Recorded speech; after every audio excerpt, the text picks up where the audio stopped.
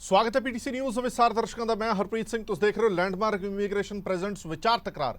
एक अहम मुद्दे ते विचार चर्चा लैके तुहाडे सामने हाजिर हाँ। रोज़मर्रा की जिंदगी ते असर पैण वाली खबर है। हर आम खास ते इसका असर पैंदा, भावें वो कोई गड्डी चलाता या नहीं चलाता। पेट्रोल डीजल के रेट एक बार फिर तो वध गए हैं। पंजाब सरकार ने वैट दे विच इजाफा कर दिता है तो पेट्रोल डीजल के रेट फिर वध गए हैं। एक साल दे विच यानी कि कह लो 6 महीने दे विच 2 बार रेट वधे ने। 4 महीने दे विच दूजी बार रेट वधे ने। 4 महीने पहला रेट वधाई सी और अज इस बार फिर कल रेट वधा दिते गए ने।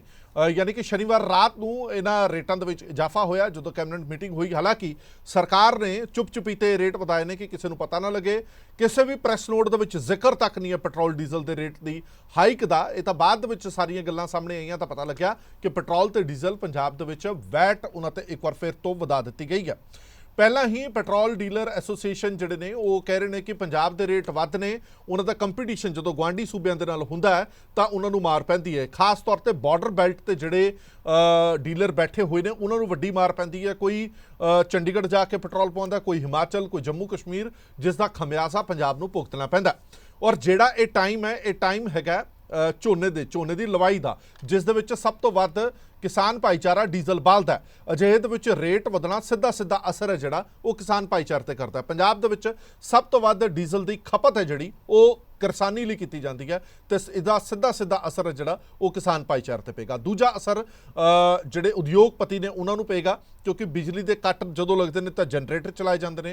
होर बहुत सारियां मशीनां ते यूनिट्स ने जिहड़े डीजल दे नाल चलदे ने, उन्हां ते भी इसदा मारू असर पेगा। और तीजा आम लोकां ते तां इसदा असर पैंदा ही पैंदा है। भावें किसी कोल स्कूटर है, स्कूटरी है, मोटरसाइकिल है, कार है, ट्रक है, बस है, कुछ भी है, वो पेट्रोल डीजल के रेट जो वधदे ने तां उसका असर आम कारोबारी आम व्यापारी ते भी पैंदा है। बहुत सारे लोग कहते हैं कि 300 यूनिट मुफ्त करके सरकार दगमजे मार रही है और दूजे पासों कन फड़ लिया।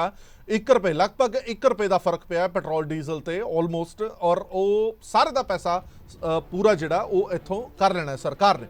ग्राफिक के जरिए सब तो पहले तुहानूं दिखाने कि असर किन्ना को पिया, किन्ना को रेट दे विच इजाफा होया। पहला पेट्रोल के रेट की गल करते हैं। पहला 98 रुपए कुछ पैसे सी, हुण 98 रुपए 95 पैसे है।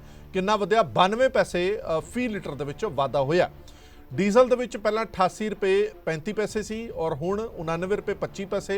किन्ना वाधा होया? 90 पैसे का वाधा होया। लगभग ऑलमोस्ट दोवां दे विच 1 रुपए का वाधा। पहला जिहड़ा सीगा वो 98 रुपए कुछ पैसे सी, हुण 98 रुपए 95 पैसे।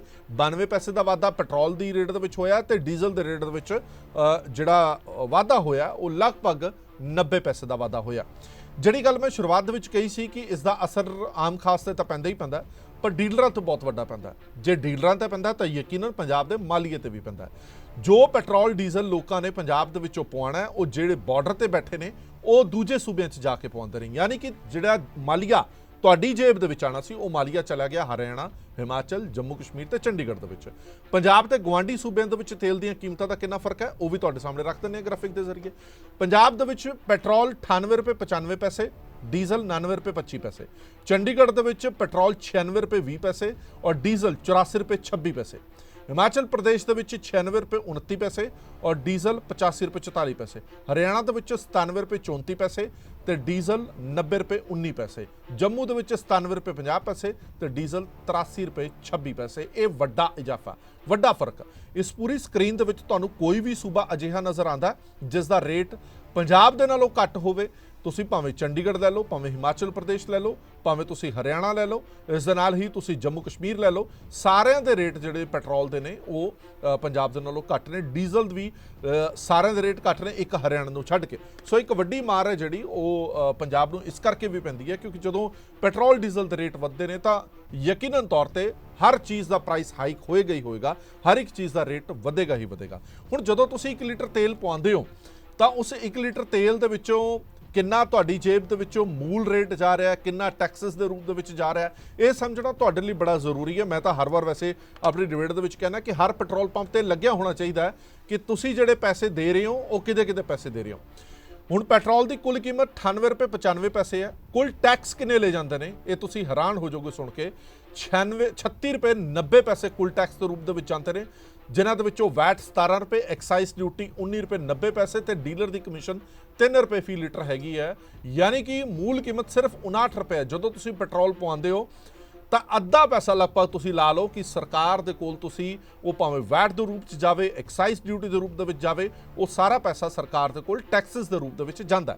ਇਸੇ ਕਰਕੇ ਵਾਰ-ਵਾਰ ਦਾਅਵਾ ਕੀਤਾ ਜਾਂਦਾ, ਵਾਰ-ਵਾਰ ਇਹ ਕਿਹਾ ਜਾਂਦਾ ਕਿ ਇੱਕ ਮੁਲਕ ਇੱਕ ਟੈਕਸ ਹੋਣਾ ਚਾਹੀਦਾ, ਵੱਖ-ਵੱਖ ਟੈਕਸ ਨਹੀਂ ਹੋਣੇ ਚਾਹੀਦੇ। ਇੱਦਾਂ ਹੀ ਤੁਸੀਂ ਡੀਜ਼ਲ ਦੇ ਵਿੱਚ ਆ ਜਾਓ, ਡੀਜ਼ਲ ਦੇ ਵਿੱਚ ਵੀ ਕਹਾਣੀ ਇੱਦਾਂ ਹੀ ਹੈ। ਕੁੱਲ ਕੀਮਤ 99 ਰੁਪਏ 25 ਪੈਸੇ ਹੈ, ਕੁੱਲ ਟੈਕਸ 27 ਰੁਪਏ 60 ਪੈਸੇ ਹੈ, ਜਿਹਦੇ ਵਿੱਚ ਵੈਟ 11 ਰੁਪਏ 80 ਪੈਸੇ, ਐਕਸਾਈਜ਼ ਡਿਊਟੀ 15 ਰੁਪਏ 80 पैसे और डीलर की कमीशन सिर्फ 2 रुपए और मूल कीमत जी है 59 रुपए 65 पैसे है डीजल की। और 59 रुपए 65 पैसे तो वध जिन्ना भी तुसी पे करते हो वो सारा दा सारा मोटे रूप दे विच टैक्स के रूप दे विच जांदा ते सिर्फ 2 रुपए फी लीटर दे विच वो जिहड़े डीलर ने उन्हां दे कोल जांदा। सो हर आम खास ते असर पाने वाली है खबर है। इस पूरे मुद्दे ते विचार चर्चा लैके तुहाडे सामने हाज़र होए हां। ਅਸੀਂ ਨੌਨ ਪੋਲੀਟੀਕਲ ਡਿਬੇਟ ਲੈ ਕੇ ਹਾਜ਼ਰ ਹੋਏ ਹਾਂ ਕਿਉਂਕਿ ਭਾਵੇਂ ਕਿਸੇ ਵੀ ਪਾਰਟੀ ਦੀ ਸਰਕਾਰ ਰਹੀ ਹੋਵੇ ਸਾਰਿਆਂ ਨੇ ਹੀ ਇਹਦੇ ਵਿੱਚ ਇਜ਼ਾਫਾ ਕੀਤਾ। ਕਿਸੇ ਨੇ ਵੀ ਡਰਿਲਰਾਂ ਦੀ ਗੱਲ ਨਹੀਂ ਸੁਣੀ, ਇਹ ਇਹਨਾਂ ਦਾ ਤੌਖਲਾ ਜ਼ਰੂਰ ਹੈਗਾ, ਉਹਨਾਂ ਨਾਲ ਵੀ ਗੱਲ ਕਰਾਂਗੇ। ਅਸ਼ਵਿੰਦਰ ਸਿੰਘ ਮੋਂਗੀਆ ਸਾਹਿਬ ਮੌਜੂਦ ਨੇ, ਬੁਲਾਰਾ ਨੇ petrol pump dealer association Mohali ਤੋਂ ਸਾਡੇ ਨਾਲ ਜੁੜੇ ਹੋਏ ਨੇ। ਰਵਨੀਤ ਸਿੰਘ ਬੁਲਾਰਾ ਨੇ BKU ਕਾਦੀਆਂ ਦੇ, ਕਿਉਂਕਿ ਕਿਸਾਨ ਭਾਈਚਾਰੇ ਤੇ ਵੱਡਾ ਅਸਰ ਪਿਆ ਇਸ ਦਾ, ਉਹ ਵੀ ਸਾਡਾ ਮੌਜੂਦ ਨੇ। ਅਮਿਤ ਕਪੂਰ ਸਾਹਿਬ ਪ੍ਰਧਾਨ ਨੇ ਪੰਜਾਬ ਪ੍ਰਦੇਸ਼ ਵਪਾਰ ਮੰਡਲ। ਇਹ ਤਿੰਨੇ ਉਹ ਸ਼ਖਸੀਅਤਾਂ ਨੇ ਜਿਨ੍ਹਾਂ ਦੇ ਪੈਟਰੋਲ ਡੀਜ਼ਲ ਦੇ ਰੇਟ ਵਧਣ ਨਾਲ ਇਹਨਾਂ ਦੇ ਤੇ ਇਹਨਾਂ ਦੇ ਭਾਈਚਾਰੇ ਤੇ ਸਭ ਤੋਂ ਵੱਧ ਅਸਰ ਪਏਗਾ। ਸ਼ੁਰੂਆਤ ਕਰ ਲੈਂਦੇ ਹਾਂ ਅਸ਼ਵਿੰਦਰ ਸਿੰਘ ਮੋਂਗੀਆ ਸਾਹਿਬ ਤੋਂ। ਮੋਂਗੀਆ ਸਾਹਿਬ, ਮੈਂ ਤੁਹਾਨੂੰ ਬਾਈਟ ਵੀ ਸੁਣਾਵਾਂਗਾ ਜਿਹੜੀ ਸਾਡੇ ਫਾਈਨੈਂਸ ਮਿਨਿਸਟਰ ਹੋਰਾਂ ਨੇ ਕਹੀ ਹੈ। ਤੁਸੀਂ ਐਵੇਂ ਕਹੀ ਜਾਂਦੇ ਹੋ ਕਿ ਪੰਜਾਬ ਦੇ ਵਿੱਚ ਪੈਟਰੋਲ ਡੀਜ਼ਲ ਦੇ ਰੇਟ ਵਧਣ ਨਾਲ ਸਮਗਲਿੰਗ ਹੋ ਜਾਏਗੀ। ਉਹ ਕਹਿੰਦੇ ਨੇ ਕਿ ਗੁਆਂਢੀ ਸੂਬਿਆਂ ਦੇ ਨਾਲੋਂ ਹਲੇ ਵੀ ਆਹ ਰੇਟ ਵਧਾਉਣ ਦੇ ਬਾਵਜੂਦ ਵੀ ਪੰਜਾਬ ਦੇ ਵਿੱਚ ਪੈਟਰੋਲ ਡੀਜ਼ਲ ਦੇ ਰੇਟ ਘੱਟ ਨੇ। ਹਾਲਾਂਕਿ ਉਹ ਸਲਾਈਡ ਮੈਂ ਪਹਿਲਾਂ ਦਿਖਾ ਚੁੱਕਾ। ਕੀ ਇਹ ਫਾਈਨੈਂਸ ਮਿਨਿਸਟਰ ਦੇ ਦਾਅਵੇ ਨਾਲ ਤੁਸੀਂ ਸਹਿਮਤ ਹੋ? ਬਿਲਕੁਲ ਨਹੀਂ ਸਹਿਮਤ ਜੀ। ਫਿਗਰ ਤੁਹਾਡੇ ਸਾਹਮਣੇ ਨੇ, ਤੁਸੀਂ ਹੁਣੇ ਇੱਥੇ ਸਲਾਈਡਸ ਦਿੱਤੀਆਂ ਨੇ ਜੀ। ਇਸ ਵੇਲੇ ਹਾਲਾਤ ਇਹਨੇ ਦੇਖੋ, ਪੰਜਾਬ ਇੱਕ ਸਟੇਟ ਆ ਜਿਹਦੇ ਆਸੇ-ਪਾਸੇ ਸਾਰੇ ਬਾਰਡਰਸ ਨੇ ਜੀ। ਇਧਰੋਂ ਜੰਮੂ ਕਸ਼ਮੀਰ, ਹਿਮਾਚਲ, ਇਧਰੋਂ ਹਰਿਆਣਾ, ਚੰਡੀਗੜ੍ਹ। ਹਾਲਾਤ ਇਹ ਹੈ ਜੀ ਕਿ ਪੰਜਾਬ ਵਿੱਚ ਡੀਜ਼ਲ ਜੰਮੂ ਕਸ਼ਮੀਰ ਨਾਲੋਂ 6 ਰੁਪਏ ਮਹਿੰਗਾ, ਚੰਡੀਗੜ੍ਹ ਨਾਲੋਂ 5 ਰੁਪਏ ਮਹਿੰਗਾ ਔਰ ਹਿਮਾਚਲ ਨਾਲੋਂ 4 ਰੁਪਏ ਮਹਿੰਗਾ ਹੈ। ਤੁਸੀਂ ਆਪਣੇ ਆਪ ਹੀ ਅੰਦਾਜ਼ਾ ਲਗਾ ਸਕਦੇ ਹੋ ਕਿ ਆਲਰੇਡੀ ਪ੍ਰਡੋਮੀਨੈਂਟਲੀ ਐਗਰੀਕਲਚਰਲ ਸਟੇਟ ਹੈ। ਸਭ ਤੋਂ ਜ਼ਿਆਦਾ ਅਸਰ ਕਿਹਦੇ ਤੇ ਪੈ ਰਿਹਾ? ਸਭ ਤੋਂ ਜ਼ਿਆਦਾ ਅਸਰ ਪੈ ਰਿਹਾ ਫਾਰਮਰ ਤੇ। ਨੰਬਰ 2 ਅਸਰ ਪੈ ਰਿਹਾ ਟਰਾਂਸਪੋਰਟਰ ਤੇ। ਤੀਜਾ ਪੈ ਰਿਹਾ ਵਪਾਰ ਤੇ ਜੀ। ਇਹ ਸਾਰੇ ਦੇ ਸਾਰੇ ਮਿਲਾ ਕੇ ਅਲਟੀਮੇਟਲੀ ਪੰਜਾਬ ਸਰਕਾਰ ਪਿਛਲੇ ਕਈ ਸਾਲਾਂ ਤੋਂ ਆਪਣਾ ਲਾਸ ਬਰਦਾਸ਼ਤ ਕਰਦੀ ਆ ਰਹੀ ਹੈ। ਸਾਨੂੰ ਨਹੀਂ ਸਮਝ ਲੱਗ ਰਹੀ ਕਿ ਇਹਨਾਂ ਨੂੰ ਇਹ ਗੱਲ ਕਿਉਂ ਨਹੀਂ ਸਮਝ ਲੱਗਦੀ। ਮੋਂਗੇ ਸਾਹਿਬ, ਸਰਕਾਰ ਨੂੰ ਕਿਵੇਂ ਲਾਸ? ਸਰਕਾਰ ਨੂੰ ਤਾਂ ਫਾਇਦਾ ਹੋ ਰਿਹਾ, ਸਰਕਾਰ ਨੂੰ ਕਿਵੇਂ ਲਾਸ? ਸਰ ਇੱਦਾਂ ਹੈ, ਜਦੋਂ ਅਸੀਂ ਐਕਸਾਈਜ਼ ਮਹਿਕਮੇ ਕੋਲ ਜਾਂਦੇ ਹਾਂ ਅਸੀਂ ਇਸ ਨਹੀਂ ਰੇਟ ਵਧਾਉਣ ਦੇ ਨਾਲ ਸਰਕਾਰ ਦਾ ਮਾਲੀਆ ਵਧੇਗਾ ਕਿ ਘਟੇਗਾ? ਸਰ ਮੈਂ ਉਹੀ ਦੱਸ ਰਿਹਾ ਜੀ ਕਿ ਜਦੋਂ ਰੇਟ ਵਧਾਤਾ, ਕਿਤਾਬਾਂ ਦੇ ਵਿੱਚ ਤਾਂ ਤੁਸੀਂ ਕਿਹਾ ਕਿ ਇੰਨੇ ਲੱਖ ਲੀਟਰ ਸੀਗਾ, ਇਹਦੇ 'ਚ 1 ਰੁਪਿਆ ਵੱਧ ਗਿਆ ਤੇ ਤੁਹਾਡਾ 400-500 ਕਰੋੜ ਰੁਪਈਆ ਵੱਧ ਆ ਗਿਆ। ਠੀਕ ਹੈ। ਜਦੋਂ ਤੁਸੀਂ ਇਨ ਟਰਮਸ ਆਫ ਲੀਟਰਸ ਜਾਓਗੇ ਤੁਹਾਡੇ ਲੀਟਰਸ ਦੇ ਵਿੱਚ ਖਪਤ ਘਟਣੀ ਸ਼ੁਰੂ ਹੋ ਜਾਏਗੀ। ਅਲਟੀਮੇਟਲੀ ਤੁਸੀਂ ਉੱਥੇ ਸਟੈਂਡ ਕਰੋਗੇ। ਜੇ ਤੁਸੀਂ ਪਿਛਲੇ 3 ਸਾਲ 4 ਸਾਲ ਦੀਆਂ ਫਿਗਰ ਲਓ ਜੀ ਤੇ ਨੈਸ਼ਨਲ ਜਿਹੜੇ ਆਪਣੇ ਗੁਆਂਢੀ ਰਾਜ ਨੇ ਡੀਜ਼ਲ ਦੀ ਵਿੱਚ ਮੈਂ ਤੁਹਾਨੂੰ ਫਿਗਰ ਦੱਸਾਂਗਾ ਕਿ ਜਿਹੜੀ ਗਰੋਥ ਹੈ, ਚੰਡੀਗੜ੍ਹ ਨੇ 23.12% ਗਰੋ ਕੀਤਾ ਜੀ ਪਿਛਲੇ ਸਾਲ 2021-22 ਔਰ 22-23 ਦੇ ਵਿੱਚ। ਮੈਂ ਪੁੱਛਣਾ ਚਾਹਾਂਗਾ ਚੰਡੀਗੜ੍ਹ ਦੇ ਵਿੱਚ ਕਿਹੜੀ ਐਸੀ ਇੰਡਸਟਰੀ ਹੈ ਜਿੱਥੇ ਡੀਜ਼ਲ ਦੀ ਖਪਤ ਹੋ ਜਾਂਦੀ ਹੈ? ਇੰਨੇ ਕਿਹੜੇ ਵਹੀਕਲ ਵੱਧ ਗਏ? ਹਾਂਜੀ, ਇਹ ਸ਼ਰੇਆਮ ਹੀ ਸਮਗਲਿੰਗ ਹੈ। ਅਸੀਂ ਸਮਗਲਿੰਗ ਹੈ ਜਾਂ ਮੋਂਗੇ ਸਾਹਿਬ ਚੰਡੀਗੜ੍ਹ ਜਾ ਕੇ ਲੋਕ ਤੇਲ ਪਵਾਉਂਦੇ? ਸਰ ਦੋਨੋਂ ਚੀਜ਼ਾਂ ਨੇ। ਚੰਡੀਗੜ੍ਹ ਜਾ ਕੇ ਤਾਂ ਪਾਉਣਾ ਹੀ ਪਾਉਣਾ, ਉਹ ਹੈ counter sale, that is only 10%। ਜਿਹੜੀ 90% ਹੈ ਉਹ ਵਪਾਰਿਕ ਅਦਾਰੇ, ਆਪਣਾ ਐਗਰੀਕਲਚਰਿਸਟ ਔਰ ਟਰਾਂਸਪੋਰਟਰ, ਸਾਰੇ ਦੇ ਸਾਰੇ ਚੰਡੀਗੜ੍ਹ ਸ਼ਿਫਟ ਹੋ ਗਏ ਨੇ। ਇਹਨੂੰ ਕਹਿੰਦੇ ਨੇ ਸਮਗਲਿੰਗ। ਸਮਗਲਿੰਗ ਕਿਵੇਂ ਹੁੰਦੀ ਹੈ ਜੀ ਕਿ ਫਸਟ ਕਰੋ ਮੇਰੀ ਫੈਕਟਰੀ ਮੋਹਾਲੀ ਹੈ, ਠੀਕ ਹੈ, ਮੈਨੂੰ 5 ਰੁਪਏ ਲੀਟਰ ਸਸਤਾ ਮਿਲ ਰਿਹਾ, ਮੈਂ ਆਪਣੀ ਗੱਡੀ ਆਪਣਾ ਡਰਮ ਲੈ ਕੇ ਜਾਵਾਂਗਾ, 2000 ਲੀਟਰ ਆਪਣੀ ਫੈਕਟਰੀ 'ਚ ਲੈ ਕੇ ਆ ਗਿਆ। ਦੂਜੇ ਤੁਸੀਂ ਵੇਖਿਆ ਹੋਣਾ ਕਿ ਅੱਜ ਕੱਲ੍ਹ ਸਰਕਾਰ ਨੇ ਉਹ ਬਾਊਜ਼ਰ ਅਲਾਓ ਕਰਤੇ ਨੇ। ਬਾਊਜ਼ਰ ਜਿਹੜੇ ਹੈ ਐਜ਼ ਪਰ ਰੂਲਸ ਵਿਦਨ ਦੀ ਸਟੇਟ ਹੀ ਚੱਲ ਸਕਦੇ ਨੇ, ਕਿਸੇ ਹੋਰ ਸਟੇਟ ਤੋਂ ਨਹੀਂ। ਕਿਸੇ ਹੋਰ ਸਟੇਟ ਤੋਂ interstate sale of petroleum products is not allowed. ਮੈਂ ਇੱਕ ਹੋਰ ਦੱਸਣਾ ਚਾਹਾਂਗਾ ਕਿ ਅੱਜ ਤੋਂ ਕੋਈ 6 ਮਹੀਨੇ 8 ਮਹੀਨੇ ਪਹਿਲਾਂ ਸਤੰਬਰ ਦੇ ਵਿੱਚ ਅਸੀਂ ਇੱਕ ਗੱਡੀ ਫੜਵਾਈ ਸੀਗੀ 12000 litre Chandel filling station Himachal ਤੋਂ ਕੋਟੀ ਤੋਂ ਮਾਲ ਲੈ ਕੇ ਡੇਰਾਬੱਸੀ ਉਤਰ ਰਿਹਾ ਸੀਗਾ। ਉਹ ਫੈਕਟਰੀ ਦਾ ਨਾਮ ਹੈ ਰਜਿੰਦਰਾ ਇਨਫਰਾਸਟ੍ਰਕਚਰ। ਅੱਛਾ। ਜਦੋਂ FIR ਹੋਈ, FIR ਦਾ ਨੰਬਰ ਹੈ ਜੀ 296/22 ਡੇਰਾਬੱਸੀ ਪੁਲਿਸ ਸਟੇਸ਼ਨ। ਉਹ ਇੰਟਰੋਗੇਸ਼ਨ ਦੇ ਦੌਰਾਨ ਇਹ ਪਤਾ ਚੱਲਿਆ ਕਿ ਉਹ ਡਰਾਈਵਰ ਨੇ ਸਟੇਟਮੈਂਟ ਦਿੱਤੀ ਕਿ ਇਸ ਫੈਕਟਰੀ ਦੇ ਵਿੱਚ ਮਹੀਨੇ ਦੇ ਵਿੱਚ ਉਹ 18 ਗੱਡੀਆਂ ਲੈ ਕੇ ਆਉਂਦਾ। ਉਹ 18 ਗੱਡੀਆਂ ਦਾ ਤੁਸੀਂ ਅੱਜ ਦੇ ਡੇਟ 'ਚ 11 ਰੁਪਏ 80 ਪੈਸੇ ਦੇ ਨਾਲ 12,000 ਲੀਟਰ ਇੱਕ ਗੱਡੀ ਨਾਲ ਕੈਲਕੂਲੇਟ ਕਰ ਲਓ। ਇੱਕ ਫੈਕਟਰੀ ਦੇ ਵਿੱਚ ਇੱਕ ਮਹੀਨੇ ਦੇ ਵਿੱਚ 14 ਲੱਖ ਰੁਪਏ ਦਾ ਸਰਕਾਰ ਨੂੰ ਨੁਕਸਾਨ ਹੈ। ਉਹ 14 ਲੱਖ ਰੁਪਏ ਸਰਕਾਰ ਦੇ ਮਾਲੀਏ ਚ ਆਉਂਦਾ ਜੇ ਰੇਟ ਘਟਿਆ ਹੁੰਦਾ। ਬਿਲਕੁਲ। ਦੂਜਾ, ਜੇ ਇੱਕ ਸਾਲ ਦੀ ਲਗਾਈਏ ਤੇ 1.5 ਕਰੋੜ ਦੇ ਕਰੀਬ ਇੱਕੋ ਫੈਕਟਰੀ ਦੇ ਵਿੱਚੋਂ ਲਾਸ ਹੈ ਮਾਲੀਏ ਦਾ। ਘੱਟੋ ਘੱਟ 1000 ਫੈਕਟਰੀ ਤਾਂ ਇੱਥੇ ਪੰਜਾਬ 'ਚ ਇਹੋ ਜਿਹੀ ਹੋਏਗੀ ਜਿਹਦੇ 'ਚ ਸਮਗਲਿੰਗ ਹੋਏਗੀ। ਤੁਸੀਂ ਅੰਦਾਜ਼ਾ ਲਾ ਲਓ ਕਿ 1500 ਕਰੋੜ ਰੁਪਈਆ ਔਨ ਪੇਪਰ ਹੈ। ਇਹ ਤਾਂ ਡਾਇਰੈਕਟ ਲਾਸ ਹੈ। ਜਦੋਂ ਮੈਂ ਇੱਕ ਹੀ ਕਰਕੇ ਰਿਐਕਸ਼ਨ ਲਾ ਫਿਰ ਆ ਜਾਣਾ। ਮੈਂ ਤੁਹਾਡੀ ਗੱਲ ਸਮਝ ਗਿਆ। ਮੋਂਗੀਆ ਸਾਹਿਬ ਮੋਟੇ ਤੌਰ ਤੇ ਇਹ ਕਹਿਣਾ ਚਾਹੁੰਦੇ ਨੇ ਕਿ ਜਦੋਂ ਵੀ ਤੁਸੀਂ ਗੁਆਂਢੀ ਸੂਬਿਆਂ ਤੋਂ ਉਹ ਰੇਟ ਵਧਾਓਗੇ ਤਾਂ ਲੋਕ ਸ਼ਿਫਟ ਹੋਣਾ ਸ਼ੁਰੂ ਹੋ ਜਾਂਦੇ ਨੇ। ਨਾ ਸਿਰਫ ਸ਼ਿਫਟ ਹੁੰਦੇ ਨੇ ਬਲਕਿ ਉੱਥੋਂ ਦੇ ਪੈਟਰੋਲ ਪੰਪਾਂ ਤੋਂ ਸਮਗਲ ਹੋ ਕੇ ਤੇਲ ਸਾਡੇ ਪੰਜਾਬ ਦੇ ਵਿੱਚ ਵੀ ਆਂਦਾ। ਜਿਹੜੀ ਖਪਤ ਪੰਜਾਬ ਦੇ ਖਾਤੇ 'ਚ ਹੋਣੀ ਸੀ ਉਹ ਖਪਤ ਹੋ ਰਹੀ ਆ ਹਰਿਆਣੇ ਦੇ, ਚੰਡੀਗੜ੍ਹ ਦੇ, ਜੰਮੂ ਕਸ਼ਮੀਰ ਦੇ, ਹਿਮਾਚਲ ਦੇ। ਇਸ ਕਰਕੇ ਨੁਕਸਾਨ ਵੱਡਾ ਹੁੰਦਾ। ਰਵਨੀਤ ਸਿੰਘ ਵੀ ਸਾਡੇ ਨਾਲ ਜੁੜੇ ਹੋਏ ਨੇ। ਰਵਨੀਤ, ਤੁਸੀਂ ਕੀ ਸਮਝਦੇ ਹੋ? ਕਿਉਂਕਿ ਸਰਕਾਰ ਕਹਿੰਦੀ ਹੈ ਕਿ ਦੇਖੋ ਬਹੁਤ ਸਾਰੀਆਂ ਸੁੱਖ ਸਹੂਲਤਾਵਾਂ ਤੁਹਾਨੂੰ ਦੇ ਰਹੀਆਂ, ਤੁਹਾਨੂੰ ਅਸੀਂ ਬਿਜਲੀ ਫ੍ਰੀ ਦੇ ਰਹੇ ਹਾਂ, ਤੁਹਾਨੂੰ ਮੁਹੱਲਾ ਕਲੀਨਿਕ ਦੇ ਰਹੇ ਹਾਂ, ਤਾਂ ਇਹ ਪੈਸਾ ਕਿੱਥੋਂ ਇਕੱਠਾ ਹੋਏਗਾ? ਖਰਚਾ ਕਿਵੇਂ ਇਕੱਠਾ ਹੋਣਾ? ਜਦੋਂ ਵੀ ਕਿਸੇ ਵੀ ਸਟੇਟ ਦੇ ਵਿੱਚ ਵਿਕਾਸ ਹੁੰਦਾ ਤਾਂ ਵਿਕਾਸ ਦੇ ਲਈ ਟੈਕਸਸ ਲਗਾਏ ਜਾਂਦੇ ਨੇ। ਇਸ ਕਰਕੇ 4 ਮਹੀਨਿਆਂ ਦੇ ਵਿੱਚ 2 ਵਾਰ ਵੈਟ ਵਧਾ ਦਿੱਤਾ ਗਿਆ ਪੈਟਰੋਲ ਡੀਜ਼ਲ ਤੇ, ਕਿਉਂਕਿ ਇਹ ਡਾਇਰੈਕਟ ਟੈਕਸਸ ਹੈ, ਸਿੱਧਾ ਸਰਕਾਰ ਦੀ ਜੇਬ ਦੇ ਵਿੱਚ ਪੈਸਾ ਜਾਣਾ।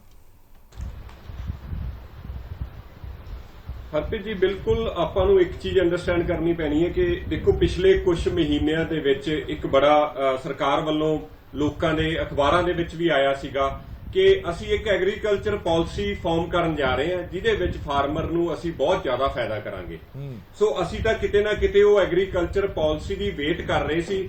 ਸਾਨੂੰ ਇਹ ਵੀ ਇਨਪੁਟ ਸਾਡੇ ਵੱਲੋਂ ਜੇ ਅਸੀਂ ਮੰਗੀਆਂ ਸੀ, ਉਹਨਾਂ ਨੇ ਤਾਂ ਅਸੀਂ ਦਿੱਤੀਆਂ ਸੀ ਵੀ ਡੀਜ਼ਲ ਉੱਤੇ ਤੁਸੀਂ ਇਹਨੂੰ ਇੱਕ ਸਬਸਿਡੀ ਕਰ ਦਿਓ ਫਾਰਮਰ ਲਈ। ਉਹਦੀ ਲੈਂਡ ਆਲਰੇਡੀ ਤੁਹਾਡੇ ਕੋਲੇ ਮੈਪਿੰਗ ਹੈਗੀ, ਉਹਦਾ ਜੇ ਫਾਰਮ ਹੈਗਾ। ਜੇ ਉਹਦੇ ਕੋਲੇ 5 ਏਕੜ ਹੈ, ਤੁਸੀਂ 5 ਏਕੜ ਦੇ ਹਿਸਾਬ ਤੇ ਉਹਨੂੰ ਉੱਪਰਲਾ ਸਾਰਾ ਟੈਕਸ ਛੱਡ ਕੇ ਜੇ 59 ਰੁਪਏ ਪੈਂਦਾ ਤਾਂ ਉਹਨੂੰ 59 ਰੁਪਏ ਦੀ ਇੱਕ ਕਾਰਡ ਬਣ ਜੇ ਤੇ ਉਹਨੂੰ ਇੰਨੇ 100 ਲੀਟਰ ਡੀਜ਼ਲ ਮਿਲ ਜੇ ਤਾਂ ਕਿ ਉਹਨੂੰ ਕਿਸੇ ਨਾ ਕਿਸੇ ਪਾਸੇ ਰਿਲੀਫ ਮਿਲੇ। ਅਸੀਂ ਤਾਂ ਉਹਦੀ ਵੇਟ ਕਰ ਰਹੇ ਸੀ, ਪਰ ਸਡਨਲੀ ਜਦੋਂ ਆਹ ਦੇਖਿਆ, ਅਸੀਂ ਕੱਲ ਵੇਖਿਆ ਵੀ ਸਿੱਧਾ ਆਲਮੋਸਟ 96 ਪੈਸੇ ਕਿ ਕਿੰਨੇ ਪੈਸੇ ਡੀਜ਼ਲ ਦੇ ਵਿੱਚ ਇਜ਼ਾਫਾ ਕਰਦੀ ਹੈ ਸਰਕਾਰ। ਇਜ਼ਾਫਾ ਵੀ ਕਦੋਂ ਕਰਦੀ ਹੈ? ਦੇਖੋ ਆਹ ਵਾਲਾ ਜਿਹੜਾ ਸੀਜ਼ਨ ਹੈ ਹਰਪ੍ਰੀਤ, ਇਹ ਸਾਰੇ ਸਾਲ ਦੇ ਵਿੱਚ ਸਭ ਤੋਂ ਵੱਧ ਲਾਗਤ ਇਸ ਸੀਜ਼ਨ ਦੇ ਵਿੱਚ ਹੁੰਦੀ ਹੈ ਡੀਜ਼ਲ ਦੀ, ਜੋ ਕਿਸਾਨ ਕਰਦਾ ਹੈ।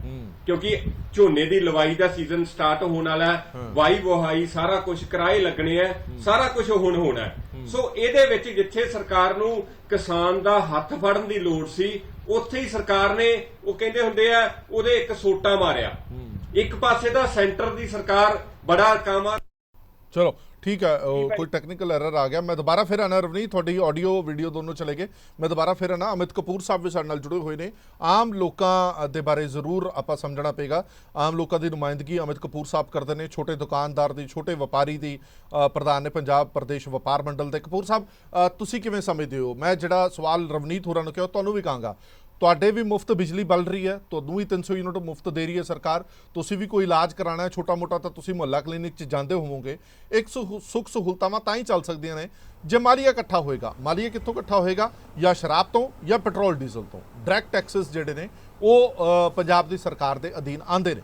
ਸੋ ਅਜੇ ਦੇ ਵਿੱਚ ਥੋੜ੍ਹਾ ਬਹੁਤਾ ਵਾਅਦਾ ਕਰ ਦਿੱਤਾ ਗਿਆ ਤਾਂ ਸਰਕਾਰ ਕਹਿੰਦੀ ਹੈ ਕਿ ਸਾਡੇ ਨਾਲ ਕੋਆਪਰੇਟ ਕਰਨ ਪੰਜਾਬ ਦੇ ਲੋਕ। ਹਰਪ੍ਰੀਤ ਜੀ, ਇਹ ਸਰਕਾਰ ਦਾ ਨਾ ਕਿਸੇ ਵੀ ਗੱਲ ਦੇ ਉੱਪਰ ਕਿਸੇ ਵੀ ਬੰਦੇ ਨੂੰ, ਮੈਂ ਕਹਿੰਦਾ ਚਾਹੇ ਬੱਚਾ ਹੋਵੇ ਤੇ ਚਾਹੇ ਵੱਡਾ ਬੰਦਾ ਹੋਵੇ, ਚਾਹੇ ਵਪਾਰੀ ਹੋਵੇ, ਚਾਹੇ ਆਮ ਪਬਲਿਕ ਲੇਮੈਨ ਹੋਵੇ, ਕਿਸੇ ਨੂੰ ਵੀ ਇਸ ਸਰਕਾਰ ਦੇ ਉੱਪਰ ਕੋਈ ਵੀ ਯਕੀਨ ਨਹੀਂ ਰਿਹਾ, ਕੋਈ ਭਰੋਸਾ ਨਹੀਂ ਰਿਹਾ। ਕਹਿਣੀ ਔਰ ਕਥਣੀ ਦੇ ਵਿੱਚ ਬਿਲਕੁਲ ਇਹਨਾਂ ਨੂੰ ਆਪ ਨੂੰ ਨਹੀਂ ਸਮਝ ਆ ਰਹੀ ਹੁੰਦੀ ਵੀ ਅਸੀਂ ਕਹਿ ਕੀ ਰਹੇ ਹਾਂ ਔਰ ਕਰ ਕੀ ਰਹੇ ਹਾਂ। ਮੈਂ ਅੱਜ ਵੀ ਪ੍ਰੈਸ ਨੋਟ ਭੇਜਿਆ, ਕਾਫੀ ਪੇਪਰਾਂ 'ਚ ਲੱਗ ਰਿਹਾ, ਕੱਲ ਵੀ ਆ ਜਾਏਗਾ। ਕਲੀਅਰ ਕੱਟ ਹੈ ਵੀ ਤੁਸੀਂ ਇੱਕ ਪਾਸੇ ਤਾਂ ਬਿਜਲੀਆਂ ਫ੍ਰੀ ਕਰੀ ਜਾਂਦੇ ਹੋ, ਦੂਜੇ ਪਾਸੇ ਤੁਸੀਂ ਕਹਿ ਰਹੇ ਹੋ ਸਾਡੇ ਕੋਲ ਪੈਸਾ ਹੈ ਨਹੀਂ। ਇੱਕ ਪਾਸੇ ਕਹਿ ਰਹੇ ਹੋ ਖਜ਼ਾਨੇ ਭਰੇ ਹੋਏ ਆ ਤੇ ਅਸੀਂ ਸਾਰੇ ਆਪਣੇ ਵਾਅਦੇ ਪੂਰੇ ਕਰ ਰਹੇ ਹਾਂ ਤੇ ਬਾਕੀ ਵਾਅਦੇ ਵੀ ਅਸੀਂ ਪੂਰੇ ਕਰ ਦਿਆਂਗੇ, ਤੇ ਦੂਜੇ ਪਾਸੇ ਕਹਿ ਰਹੇ ਹੋ ਜੀ ਸਾਡੇ ਨਾਲ ਇਹ ਪ੍ਰੋਬਲਮ ਆ ਰਹੀ ਹੈ। ਇਹੋ ਜਿਹੀਆਂ ਚੀਜ਼ਾਂ ਦੇਖ ਕੇ ਸਾਨੂੰ ਬੜਾ ਅਜੀਬ ਜਿਹਾ ਲੱਗਦਾ ਹੈ।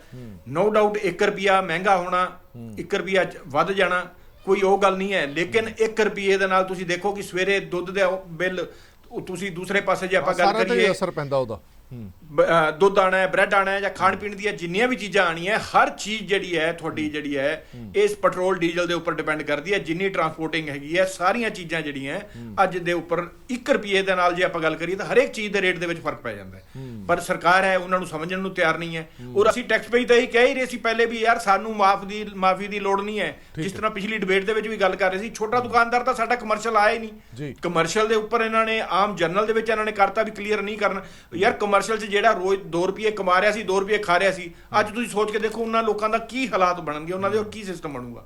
ਪਰ ਸਰਕਾਰ ਦੇ ਵਿੱਚ ਇਸ ਚੀਜ਼ ਦੇ ਆਪਾਂ ਜੇ ਗੱਲ ਕਰੀਏ ਤਾਂ ਕਿਸੇ ਲੈਵਲ ਦੇ ਵੀ ਸਰਕਾਰ ਜਿਹੜੀ ਹੈ ਸਹੀ ਨਹੀਂ ਉਤਰੀ। ਔਰ ਹਜੇ ਮੈਂ ਅੱਜ ਵੀ ਤੁਸੀਂ ਜਿਸ ਤਰ੍ਹਾਂ ਬਾਈਟ ਦੀ ਗੱਲ ਕਰ ਰਹੇ ਸੀ, ਕੱਲ ਵੀ ਚੀਮਾ ਸਾਹਿਬ ਬਾਈਟ ਦੇ ਰਹੇ ਸੀ ਕਿ ਅੱਜ ਆਪਣੇ ਕਹਿ ਰਹੇ ਸੀ ਵੀ ਆਲਮੋਸਟ ਅਸੀਂ ਸਾਰੀਆਂ ਆਫਰਾਂ ਪੂਰੀਆਂ ਕਰਤੀਆਂ ਜਿਹੜੇ ਅਸੀਂ ਆਪਣੇ ਵਾਅਦੇ ਕੀਤੇ ਸੀ, ਔਰ 1-2 ਵਾਅਦੇ ਰਹਿ ਗਏ ਔਰ ਉਹ ਵੀ ਹੋਣੇ ਆ। ਮੈਨੂੰ ਲੱਗਦਾ ਜੇ ਲੇਡੀਜ਼ ਵਾਲਾ ਵਾਅਦਾ ਜਿਹੜਾ ਘਰੇਲੂ ਜਨਾਨੀਆਂ ਵਾਲਾ ਜਿਹਨਾਂ ਨੇ ਕਿਹਾ ਸੀਗਾ, ਜੇ ਉਹ ਸ਼ੁਰੂ ਕਰਨ ਲੱਗੇ ਤਾਂ ਫਿਰ 1 ਰੁਪਿਆ ਛੱਡੋ ਪਤਾ ਨਹੀਂ ਕਿੰਨੇ ਵਾਰੇ ਹੋਊਗਾ। ਜਿਹੜੀ ਗੱਲ ਤੁਸੀਂ ਕਰ ਰਹੇ ਸੀ ਵੀ 2 ਵਾਰੀ ਵਧਿਆ, ਮੈਨੂੰ ਹੋ ਸਕਦਾ ਮੈਂ ਗਲਤ ਨਾ ਹੋਵਾਂ ਤਾਂ ਮੇਰੇ ਖਿਆਲ ਜੇ ਆਪਾਂ ਪਿਛਲਾ ਸਾਲ ਦਾ ਸਮਾਂ ਚੱਕੀਏ ਤਾਂ ਮੇਰੇ ਖਿਆਲ 3 ਵਾਰੀ ਇਹਨਾਂ ਨੇ ਰੇਟ ਵਧਾ ਚੁੱਕਿਆ ਜੀ, 1-1 ਰੁਪਿਆ 2-2 ਰੁਪਏ ਕਰਕੇ। ਚਲੋ ਮੈਂ 1 ਮਿੰਟ ਆਇਆ, ਆਪਾਂ ਚੀਮਾ ਸਾਹਿਬ ਦੀ ਬਾਈਟ ਵੀ ਸੁਣ ਰਹੇ ਹਾਂ। ਠੀਕ ਹੈ ਤੁਹਾਡੀ ਗੱਲ ਕਪੂਰ ਸਾਹਿਬ, ਮੈਂ 1 ਮਿੰਟ ਆ ਜਾਣਾ, ਆਪਣੇ ਦਰਸ਼ਕਾਂ ਨੂੰ ਚੀਮਾ ਸਾਹਿਬ ਦੀ ਉਹ ਬਾਈਟ ਵੀ ਸੁਣਾ ਦੇਣੇ ਜਿਸ ਦੇ ਵਿੱਚ ਉਹ ਦਾਅਵਾ ਕਰ ਰਹੇ ਨੇ ਕਿ ਟੈਕਸਿਸ ਤਾਂ ਵਧਾਣੇ ਪੈਂਦੇ ਨੇ ਪਰ ਫਿਰ ਵੀ ਬਾਕੀ ਸੂਬਿਆਂ ਦੇ ਨਾਲੋਂ ਘੱਟ ਰੇਟ ਵਧਾਇਆ ਸੀ। देखिए समय समय से कुछ टैक्स बढ़ाने होते हैं, वो हम बढ़ा रहे हैं। टैक्स कोई ऐसा नहीं कि ये पंजाब में कोई ज़्यादा बढ़ाए गए हैं। पंजाब में जो जितने बड़े हैं जो हमारे पड़ोसी राज्य हैं उनसे कम है। और दूसरा, जैसे जब सेंटर में बढ़ाते थे नेशनल लेवल पे जो क्रूड के जो कच्चे तेल के दाम थे वो तो बहुत कम होते थे और बीजेपी ने ट्रिपल सेंटर ने बढ़ाए हुए थे, तो पंजाब में तो बहुत कम है। तो ਇਹ ਦਾਵਾ ਇਹਨਾਂ ਨੇ ਕੀਤਾ ਕਿ ਕਰੂਡ ਆਇਲ ਜਦੋਂ ਰੇਟ ਘੱਟ ਸੀਗੇ ਤਾਂ ਵੀ ਕੇਂਦਰ ਦੀ ਸਰਕਾਰ ਨੇ ਰੇਟ ਘਟਾਏ ਨਹੀਂ। ਜੇ ਘਟਾਏ ਹੁੰਦੇ ਤਾਂ ਅਸੀਂ ਵੀ ਘਟਾ ਦਿੰਦੇ। ਸਮੇਂ-ਸਮੇਂ ਤੇ ਕਹਿੰਦੇ ਨੇ ਕਿ ਸਾਨੂੰ ਰੇਟ ਵਧਾਣੇ ਪੈਂਦੇ ਨੇ। ਮੋਂਗੀਆ ਸਾਹਿਬ ਜਿਹੜਾ ਉਹ ਦਾਵਾ ਕਰ ਰਹੇ ਨੇ ਕਿ ਦੇਖੋ ਸੈਂਟਰ ਗਵਰਨਮੈਂਟ ਨੇ ਤਾਂ ਰੇਟ ਘਟਾਏ ਨਹੀਂ, ਅਸੀਂ ਕਿਵੇਂ ਘਟਾ ਦਈਏ। ਸਰ ਇੱਥੇ ਨਾ ਮੈਂ 2 ਚੀਜ਼ਾਂ ਦੱਸਣਾ ਚਾਹਾਂਗਾ। ਪਲੀਜ਼।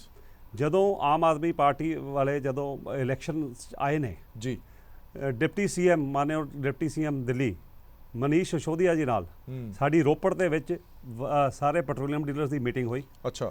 ਉਹਨਾਂ ਨਾਲ 1 to 1 ਗੱਲ ਹੋਈ। ਉਹਨਾਂ ਦੀ ਇੱਕ ਵਰਡਿੰਗ ਸੀ ਕਿ ਜੀ ਅਸੀਂ ਇਹ ਗੱਲ ਸਮਝਦੇ ਹਾਂ ਕਿ ਜੇ ਅਸੀਂ ਮਾਲੀਆ ਵਧਾਉਣਾ ਹੈ ਤੇ ਸਾਨੂੰ ਸੇਲ ਵਧਾਉਣੀ ਪਏਗੀ ਐਂਡ ਇਫ ਵੋਟਡ ਟੂ ਪਾਵਰ ਅਸੀਂ ਰੇਟ ਬਰਾਬਰ ਕਰ ਦਿਆਂਗੇ। ਉਸ ਤੋਂ ਬਾਅਦ ਮਾਨਯੋਗ ਜਿਹੜੇ ਵਿੱਤ ਮੰਤਰੀ ਸਾਹਿਬ ਨੇ ਜੀ, ਇਹਨਾਂ ਨੇ ਜਦੋਂ ਬਜਟ ਫਾਈਨਲ ਕਰਨਾ ਸੀਗਾ ਮੋਹਾਲੀ ਜੁਡੀਸ਼ੀਅਲ ਕੰਪਲੈਕਸ ਦੇ ਵਿੱਚ ਮੀਟਿੰਗ ਕਾਲ ਕੀਤੀ ਇਹਨਾਂ ਨੇ। ਉਹਨਾਂ ਨੂੰ ਅਸੀਂ ਰਿਪਰੈਜ਼ੈਂਟੇਸ਼ਨ ਦਿੱਤੀ। ਉਹਨਾਂ ਨੇ ਵੀ ਇਹੀ ਕਿਹਾ ਕਿ ਹਾਂ ਜੀ ਇਹ ਗੱਲ ਅਸੀਂ ਸਮਝਦੇ ਹਾਂ ਕਿ ਡੀਜ਼ਲ ਪੈਟਰੋਲ ਦੇ ਰੇਟ ਘਟਣੇ ਚਾਹੀਦੇ ਨੇ, ਨਾ ਕਿ ਵਧਣੇ ਚਾਹੀਦੇ ਨੇ। ਗੁਆਂਢੀ ਰਾਜਾਂ ਦੇ ਬਰਾਬਰ ਹੋਣੇ ਚਾਹੀਦੇ ਨੇ, ਤਾਂ ਹੀ ਸਾਡਾ ਮਾਲੀਆ ਵਧੇਗਾ।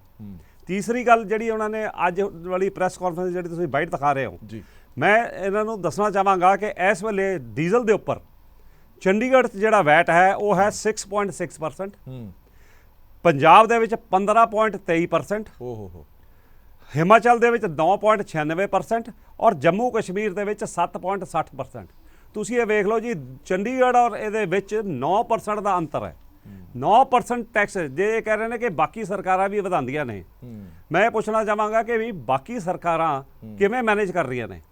ਜਿਹੜਾ ਚੰਡੀਗੜ੍ਹ ਹੈ 9% ਤੇ, ਜੰਮੂ ਕਸ਼ਮੀਰ 7.60% ਤੇ, ਉਹਨਾਂ ਦੇ ਵੀ ਤਾਂ ਖਰਚੇ ਚੱਲ ਰਹੇ ਨੇ, ਉਹਨਾਂ ਦਾ ਵੀ ਤਾਂ ਗੁਜ਼ਾਰਾ ਹੋ ਹੀ ਰਿਹਾ। ਦੂਜੀ ਗੱਲ, ਸਿਰਫ ਆਪਾਂ ਗੱਲ ਕੀਤੀ ਹੈ, ਆਪਾਂ ਗੱਲ ਕਰ ਰਹੇ ਹਾਂ ਇਹ ਸਾਰਾ ਕੁਝ ਕਾਮਨ ਮੈਨ ਨੂੰ ਇਫੈਕਟ ਕਰ ਰਿਹਾ ਜੀ। ਅਸੀਂ ਸ਼ਰਾਬ ਬਰਾਬਰ ਕਰਤੀ, ਸਰਕਾਰ ਦੀ ਸਟੇਟਮੈਂਟ ਆ ਗਈ ਕਿ ਜੀ ਸਾਡਾ ਸ਼ਰਾਬ ਤੋਂ ਮਾਲੀਆ ਵੱਧ ਗਿਆ ਔਰ ਇਹ ਪ੍ਰੂਫ ਵੀ ਹੋ ਗਿਆ ਕਿ ਚੰਡੀਗੜ੍ਹ ਦੇ 26 ਠੇਕੇ ਜਿਹੜੇ ਨੇ ਉਹ ਆਪਣਾ ਆਕਸ਼ਨ ਨਹੀਂ ਹੋਏ। ਇਹਦਾ ਮਤਲਬ ਕਲੀਅਰ ਹੋ ਗਿਆ ਕਿ ਜਿੰਨਾ ਵੀ ਚੰਡੀਗੜ੍ਹ ਨੂੰ ਵਪਾਰ ਜਾਂਦਾ ਸੀ ਸਾਰਾ ਮੋਹਾਲੀ ਔਰ ਗੁਆਂਢੀ ਡਿਸਟ੍ਰਿਕਟ ਤੋਂ ਜਾਂਦਾ ਸੀ ਪੰਜਾਬ। ਸੇਮ ਐਵੇਂ ਪੈਟਰੋਲ ਡੀਜ਼ਲ ਚ ਐਦਾਂ ਹੀ ਪੈਟਰੋਲ ਔਰ ਡੀਜ਼ਲ ਦੇ ਵਿੱਚ ਹੈ। ਅਸੀਂ ਇਹਨਾਂ ਨੂੰ ਇਹੀ ਕਹਿ ਰਹੇ ਹਾਂ ਕਿ ਜੀ ਤੁਸੀਂ ਟਰਾਇਲ ਕਰੋ, ਤੁਹਾਨੂੰ 1500 ਕਰੋੜ ਰੁਪਏ ਦਾ ਵਾਧਾ ਹੋਏਗਾ। ਜਿਹੜਾ ਤੁਸੀਂ ਅੱਜ ਗੱਲ ਕਰ ਰਹੇ ਹੋ ਕਿ ਜੀ ਸਾਡਾ ਲਾਸ ਹੋ ਗਿਆ, ਤੁਸੀਂ ਇਨ ਟਰਮਸ ਆਫ ਸੇਲਸ ਆ ਜਾਓ। ਸੇਲਸ ਦੇ ਵਿੱਚ ਮੈਂ ਤੁਹਾਨੂੰ ਦੱਸਦਾ ਜੀ ਕਿ ਜਿਹੜੇ ਆਪਣੇ ਗੁਆਂਢੀ ਰਾਜ ਨੇ ਉਹਨਾਂ ਨੇ ਪਿਛਲੇ ਸਾਲ ਮਤਲਬ 21-22 ਔਰ 22-23 ਦੇ ਵਿੱਚ ਕੀ ਗਰੋ ਕੀਤਾ ਹੈ। ਚੰਡੀਗੜ੍ਹ ਨੇ 23%, ਉਸ ਤੋਂ ਬਾਅਦ ਦਿੱਲੀ ਨੇ 10%, ਹਿਮਾਚਲ ਪ੍ਰਦੇਸ਼ 30% ਜੀ 30% ਗਰੋ ਕਰ ਗਿਆ। ਹੋਰ ਤੇ ਹੋਰ ਜੰਮੂ ਕਸ਼ਮੀਰ 18% ਗਰੋ ਕਰ ਗਿਆ, ਵੇਅਰ ਐਜ਼ ਪੰਜਾਬ ਸਿਰਫ 4.88% ਗਰੋ ਕੀਤਾ। ਇਹ ਤਾਂ ਹੋ ਨਹੀਂ ਸਕਦਾ ਕਿ ਬਾਕੀ ਸੂਬਿਆਂ ਦੇ ਵਿੱਚ ਬਹੁਤ ਜ਼ਿਆਦਾ ਇੰਡਸਟਰੀ ਆ ਗਈ, ਬਹੁਤ ਜ਼ਿਆਦਾ ਵਹੀਕਲ ਆ ਗਏ, ਤਾਂ ਕਰਕੇ ਉੱਥੇ ਗਰੋ ਹੋ ਗਿਆ ਤੇ ਇੱਥੇ ਗਰੋ ਨਹੀਂ ਹੋਇਆ। ਸਰ ਜੇ ਰੇਟ ਬਰਾਬਰ ਹੁੰਦੇ, ਪੰਜਾਬ ਨੇ 35% ਤੋਂ ਲੈ ਕੇ 40% ਤੱਕ ਗਰੋ ਕਰਨਾ ਸੀਗਾ ਇਨ ਟਰਮਸ ਆਫ ਸੇਲਸ, ਉਹਦੇ ਨਾਲ ਹੀ ਰੈਵਨਿਊ ਵੱਧਦਾ, ਨਾਲੇ ਲੋਕਾਂ ਨੂੰ ਵੀ ਰਾਹਤ ਮਿਲਦੀ, ਨਾਲੇ ਲੋਕਾਂ ਨੂੰ ਰਾਹਤ ਮਿਲਦੀ। ਚਲੋ ਠੀਕ ਹੈ, ਮੈਂ ਇੱਕ ਮਿੰਟ ਆਇਆ, ਰਵਨੀਤ ਵੀ ਸਾਡੇ ਨਾਲ ਜੁੜੇ ਹੋਏ ਨੇ। ਰਵਨੀਤ, ਵਿੱਚ ਹੀ ਗੱਲ ਰਹਿ ਗਈ ਸੀ, ਇੱਕ ਸਵਾਲ ਮੇਰਾ ਤੁਹਾਨੂੰ ਹੋਰ ਹੈ। ਸਰਕਾਰ ਕਹਿੰਦੀ ਹੈ ਕਿ ਦੇਖੋ ਅਸੀਂ ਨਹਿਰਾਂ ਰਾਹੀਂ ਹੁਣ ਸਿੰਜਾਈ ਕਰਾਉਣ ਜਾ ਰਹੇ ਹਾਂ, ਤੁਹਾਡੀਆਂ ਟੇਲਾਂ ਤੱਕ ਪਾਣੀ ਪਹੁੰਚ ਰਿਹਾ, ਤੁਹਾਨੂੰ ਮੋਟਰ ਲਾਉਣ ਦੀ ਲੋੜ ਨਹੀਂ, ਤੁਹਾਨੂੰ ਫ੍ਰੀ ਬਿਜਲੀ ਦੇ ਰਹੇ ਹਾਂ, ਉਤੋਂ ਤੁਸੀਂ ਜਿਹੜਾ ਪਾਣੀ ਲਾਣਾ, ਫਿਰ ਤੁਸੀਂ ਡੀਜ਼ਲ ਬਾਲਣਾ ਕਿੱਥੇ ਹੈ? ਡੀਜ਼ਲ ਤਾਂ ਤੁਹਾਡਾ ਲੱਗਣਾ ਹੀ ਨਹੀਂ। ਹਰਪ੍ਰੀਤ ਜੀ ਦੇਖੋ, ਕਹਿਣੀ ਤੇ ਕਥਨੀ ਦੇ ਵਿੱਚ ਬੜਾ ਡਿਫਰੈਂਸ ਹੁੰਦਾ ਹੈ। ਜਿਹੜਾ ਨਹਿਰਾਂ ਦੇ ਵਿੱਚ ਪਾਣੀ ਦੀ ਗੱਲ ਕਰਦੇ ਆ, ਤੁਸੀਂ ਅੱਜ ਵੀ ਜਾ ਕੇ ਵੇਖ ਲਓ, ਅੱਜ 2010 ਤੋਂ ਬਾਅਦ 2023 ਦੇ ਵਿੱਚ ਪਹਿਲਾ ਸਾਲ ਹੈ ਸਭ ਤੋਂ ਘੱਟ ਜਿਹਦੇ 'ਚ ਕਾਟਨ ਦੀ ਬਜਾਨ ਹੋਈ ਹੈ। ਜੇ ਇੰਨਾ ਕੁਛ ਇੰਨੀਆਂ ਵਧੀਆ ਪਾਲਿਸੀਜ਼ ਹੁੰਦੀਆਂ ਤੇ ਅੱਜ ਜਿਹੜਾ ਡਾਈਵਰਸਿਫਿਕੇਸ਼ਨ ਦੀ ਆਪਾਂ ਗੱਲ ਕਰਦੇ ਸੀਗੇ, ਕਾਟਨ ਦੀ ਬਜਾਨ ਨਾ ਵੱਧ ਜਾਂਦੀ। ਅੱਜ ਮੂੰਗੀ ਤੋਂ ਪਿਛਲੇ ਸਾਲ ਨਾਲੋਂ ਅੱਧਾ ਰਕਬਾ ਰਹਿ ਗਿਆ। ਕਿਉਂ ਰਹਿ ਗਿਆ? ਵੀ ਪਿਛਲੇ ਸਾਲ ਵਾਅਦੇ ਕੀਤੇ ਸੀਗੇ ਉਹ ਪੂਰੇ ਨਹੀਂ ਹੋਏ ਤੇ ਕਿਸਾਨ ਮੂੰਗੀ ਤੋਂ ਵੀ ਪਾਸੇ ਹਟ ਗਿਆ। ਅਖੀਰ ਉਹਨੂੰ ਅੱਜ ਜਿੱਥੇ ਲੋੜ ਸੀਗੀ, ਜਿੱਥੇ ਅਸੀਂ ਮੈਂ ਪਹਿਲਾਂ ਵੀ ਗੱਲ ਕੀਤੀ ਸੀ ਵੀ ਅਸੀਂ ਮੰਗਿਆ ਸੀ ਵੀ ਡੀਜ਼ਲ ਨੂੰ ਸਬਸਿਡਾਈਜ਼ ਕੀਤਾ ਜਾਵੇ, ਜਿੰਨੇ ਲੈਂਡ ਮੈਪਿੰਗ ਹੋਈ ਹੈ ਉਹਦੇ ਅਕੋਰਡਿੰਗ ਕਾਰਡ ਬਣਾ ਦਿਓ ਤੇ ਫਾਰਮਰ ਨੂੰ ਡੀਜ਼ਲ ਦੇ ਦਿਓ, ਪਰ ਉਹਦੇ ਉਲਟ 1 ਰੁਪਿਆ ਵਧਾ ਦਿੱਤਾ ਜਾਂਦਾ।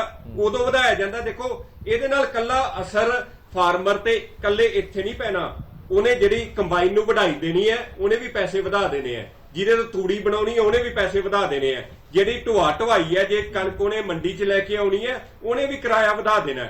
ਸੋ ਸਾਰੇ ਪਾਸੇ ਚੌਤਰਫੀ ਮਾਰ ਪਈ ਹੈ ਕਿਸਾਨ ਦੇ ਉੱਤੇ।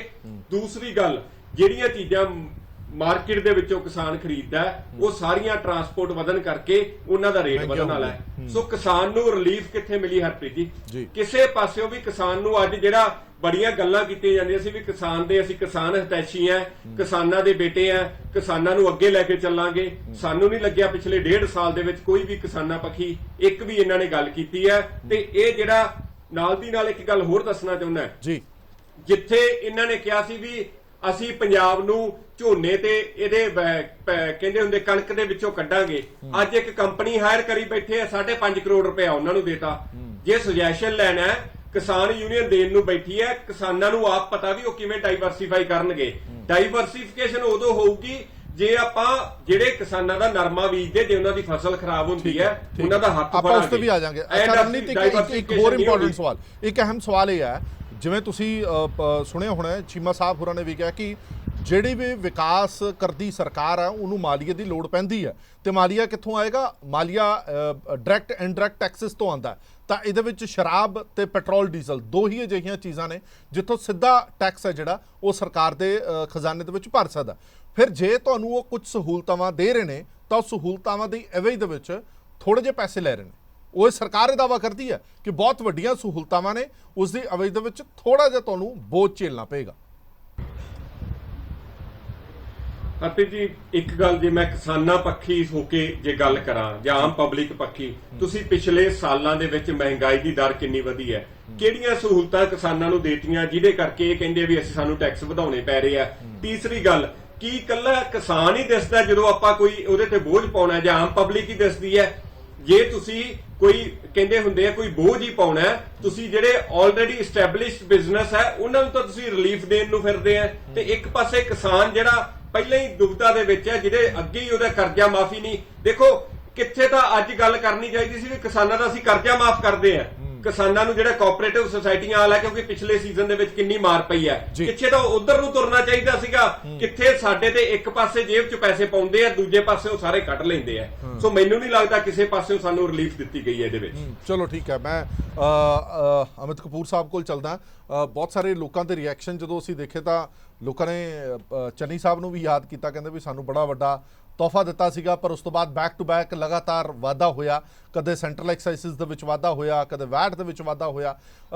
ਅਮਿਤ ਕਪੂਰ ਸਾਹਿਬ, ਆਮ ਲੋਕਾਂ ਦੀ ਜਦੋਂ ਆਪਾਂ ਸੁਣਦੇ ਹਾਂ, ਤੁਸੀਂ ਨੁਮਾਇੰਦਗੀ ਕਰਦੇ ਹੋ ਆਮ ਲੋਕਾਂ ਦੀ, ਜਿੱਥੇ ਹੁਣ ਗਰਮੀ ਦਾ ਸੀਜ਼ਨ ਪੀਕ ਤੇ ਆਉਣ ਵਾਲਾ, ਤਾਂ ਜਿਹੜੇ ਉਹ 300 ਯੂਨਿਟ ਮੁਫਤ ਨੇ ਉਹ ਕੰਟਰੋਲ ਤੋਂ ਬਾਹਰ ਹੋਣਗੇ, ਉਹਦੇ ਯੂਨਿਟ ਬਾਹਰ ਜਾਣਗੇ, ਸਾਰਾ ਬਿੱਲ ਵੀ ਤਾਰਨਾ ਪਏਗਾ।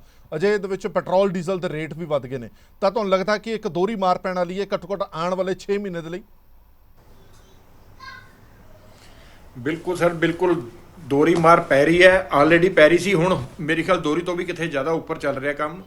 ਇਹਨਾਂ ਦਾ ਜਿਹੜਾ ਮਾਫੀ ਵਾਲਾ ਨਾਮਾ ਚੱਲ ਰਿਹਾ ਸੀਗਾ, ਜਿਹੜੀਆਂ ਗੱਲਾਂ ਲੁਹਾਵਣੇ ਖਾਬ ਦਿਖਾਏ ਸੀ ਇਹਨਾਂ ਨੇ, ਉਹ ਟੋਟਲੀ ਸਾਰਾ ਕੁਝ ਓਪਨ ਹੋ ਚੁੱਕਿਆ ਹੈ। ਉਹ ਕਹਿੰਦੇ ਨਾ ਝੋਲੇ ਚੋਂ ਬਿੱਲੀ ਬਾਹਰ ਆ ਚੁੱਕੀ ਹੈ। ਹੁਣ ਇਹਨਾਂ ਨੇ ਜ਼ਬਰਦਸਤੀ, ਜਿਸ ਤਰ੍ਹਾਂ ਦਾ ਸੀਜ਼ਨ ਚੱਲਿਆ ਸੀ, ਪੀਕ ਸੀਜ਼ਨ ਕਹਿ ਰਹੇ ਆ ਬਿਜਲੀ ਦੇ ਉੱਤੇ, ਕਿਸਾਨ ਭਰਾਵਾਂ ਨੂੰ ਤਾਂ ਬਿਜਲੀ ਇਹਨਾਂ ਨੇ ਦੇਣੀ ਕੀ ਸੀ, ਇਹਨਾਂ ਨੇ ਬਿਜਲੀ ਦੇ ਪਿੱਛੇ ਰੇਟ ਵਧਾਣੇ ਸ਼ੁਰੂ ਕਰਤੇ ਸੀਗੇ।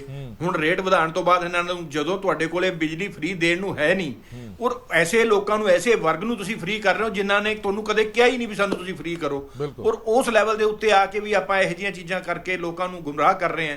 ਔਰ ਅੱਜ ਅਸੀਂ ਇੱਕ ਪਾਸੇ ਸੈਂਟਰ ਨਾਲ ਅਸੀਂ ਉਹ ਕਰ ਰਹੇ ਹਾਂ, ਔਰ ਜੇ ਮੈਂ ਆਪਣੇ ਵਪਾਰੀਆਂ ਦੀ ਗੱਲ ਕਰਾਂ ਤਾਂ ਅੱਜ ਸਾਡੇ ਵਪਾਰ ਦੇ ਵਿੱਚ ਸਭ ਤੋਂ ਵੱਡਾ ਮੁੱਦਾ ਜਿਹੜਾ ਚੱਕਰਿਆ ਨਾ ਜੀ, ਲਾ ਐਂਡ ਆਰਡਰ ਦਾ ਹੈ। ਹੁਣੇ ਮੇਰੀ ਤੁਹਾਡੀ ਡਿਬੇਟ ਚੱਲ ਰਹੀ ਸੀ ਤਾਂ ਸ਼ੁਰੂ ਹੋਣੀ ਸੀ, ਉਸ ਤੋਂ ਪਹਿਲੇ ਅੱਧਾ ਘੰਟਾ ਪਹਿਲੇ 15 ਮਿੰਟ ਪਹਿਲੇ ਮੇਰੇ ਕੋਲੇ ਫਰੀਦਕੋਟ ਤੋਂ ਸਾਡੇ ਰਾਜਨ ਠਾਕੁਰ ਜੀ ਹੈ, ਆਪਣੇ ਸਵਰਨਕਾਰ ਸੰਘ ਦੇ ਪ੍ਰਧਾਨ ਹੈਗੇ, ਔਰ ਉਹਨਾਂ ਵੱਲੋਂ ਵਪਾਰ ਮੰਡਲ ਦੇ ਪ੍ਰਧਾਨ ਹੈ, ਉਹਨਾਂ ਵੱਲੋਂ ਫੋਨ ਆਇਆ, ਕਹਿੰਦੇ ਜੀ ਮੋਗਾ ਸਾਡੇ ਏਸ਼ੀਆ ਡੀਲਰ ਵਾਲੇ, ਏਸ਼ੀਆ ਜਵੈਲਰ ਵਾਲੇ ਸੀਗੇ, ਉਹਨਾਂ ਦੀ ਡੈਥ।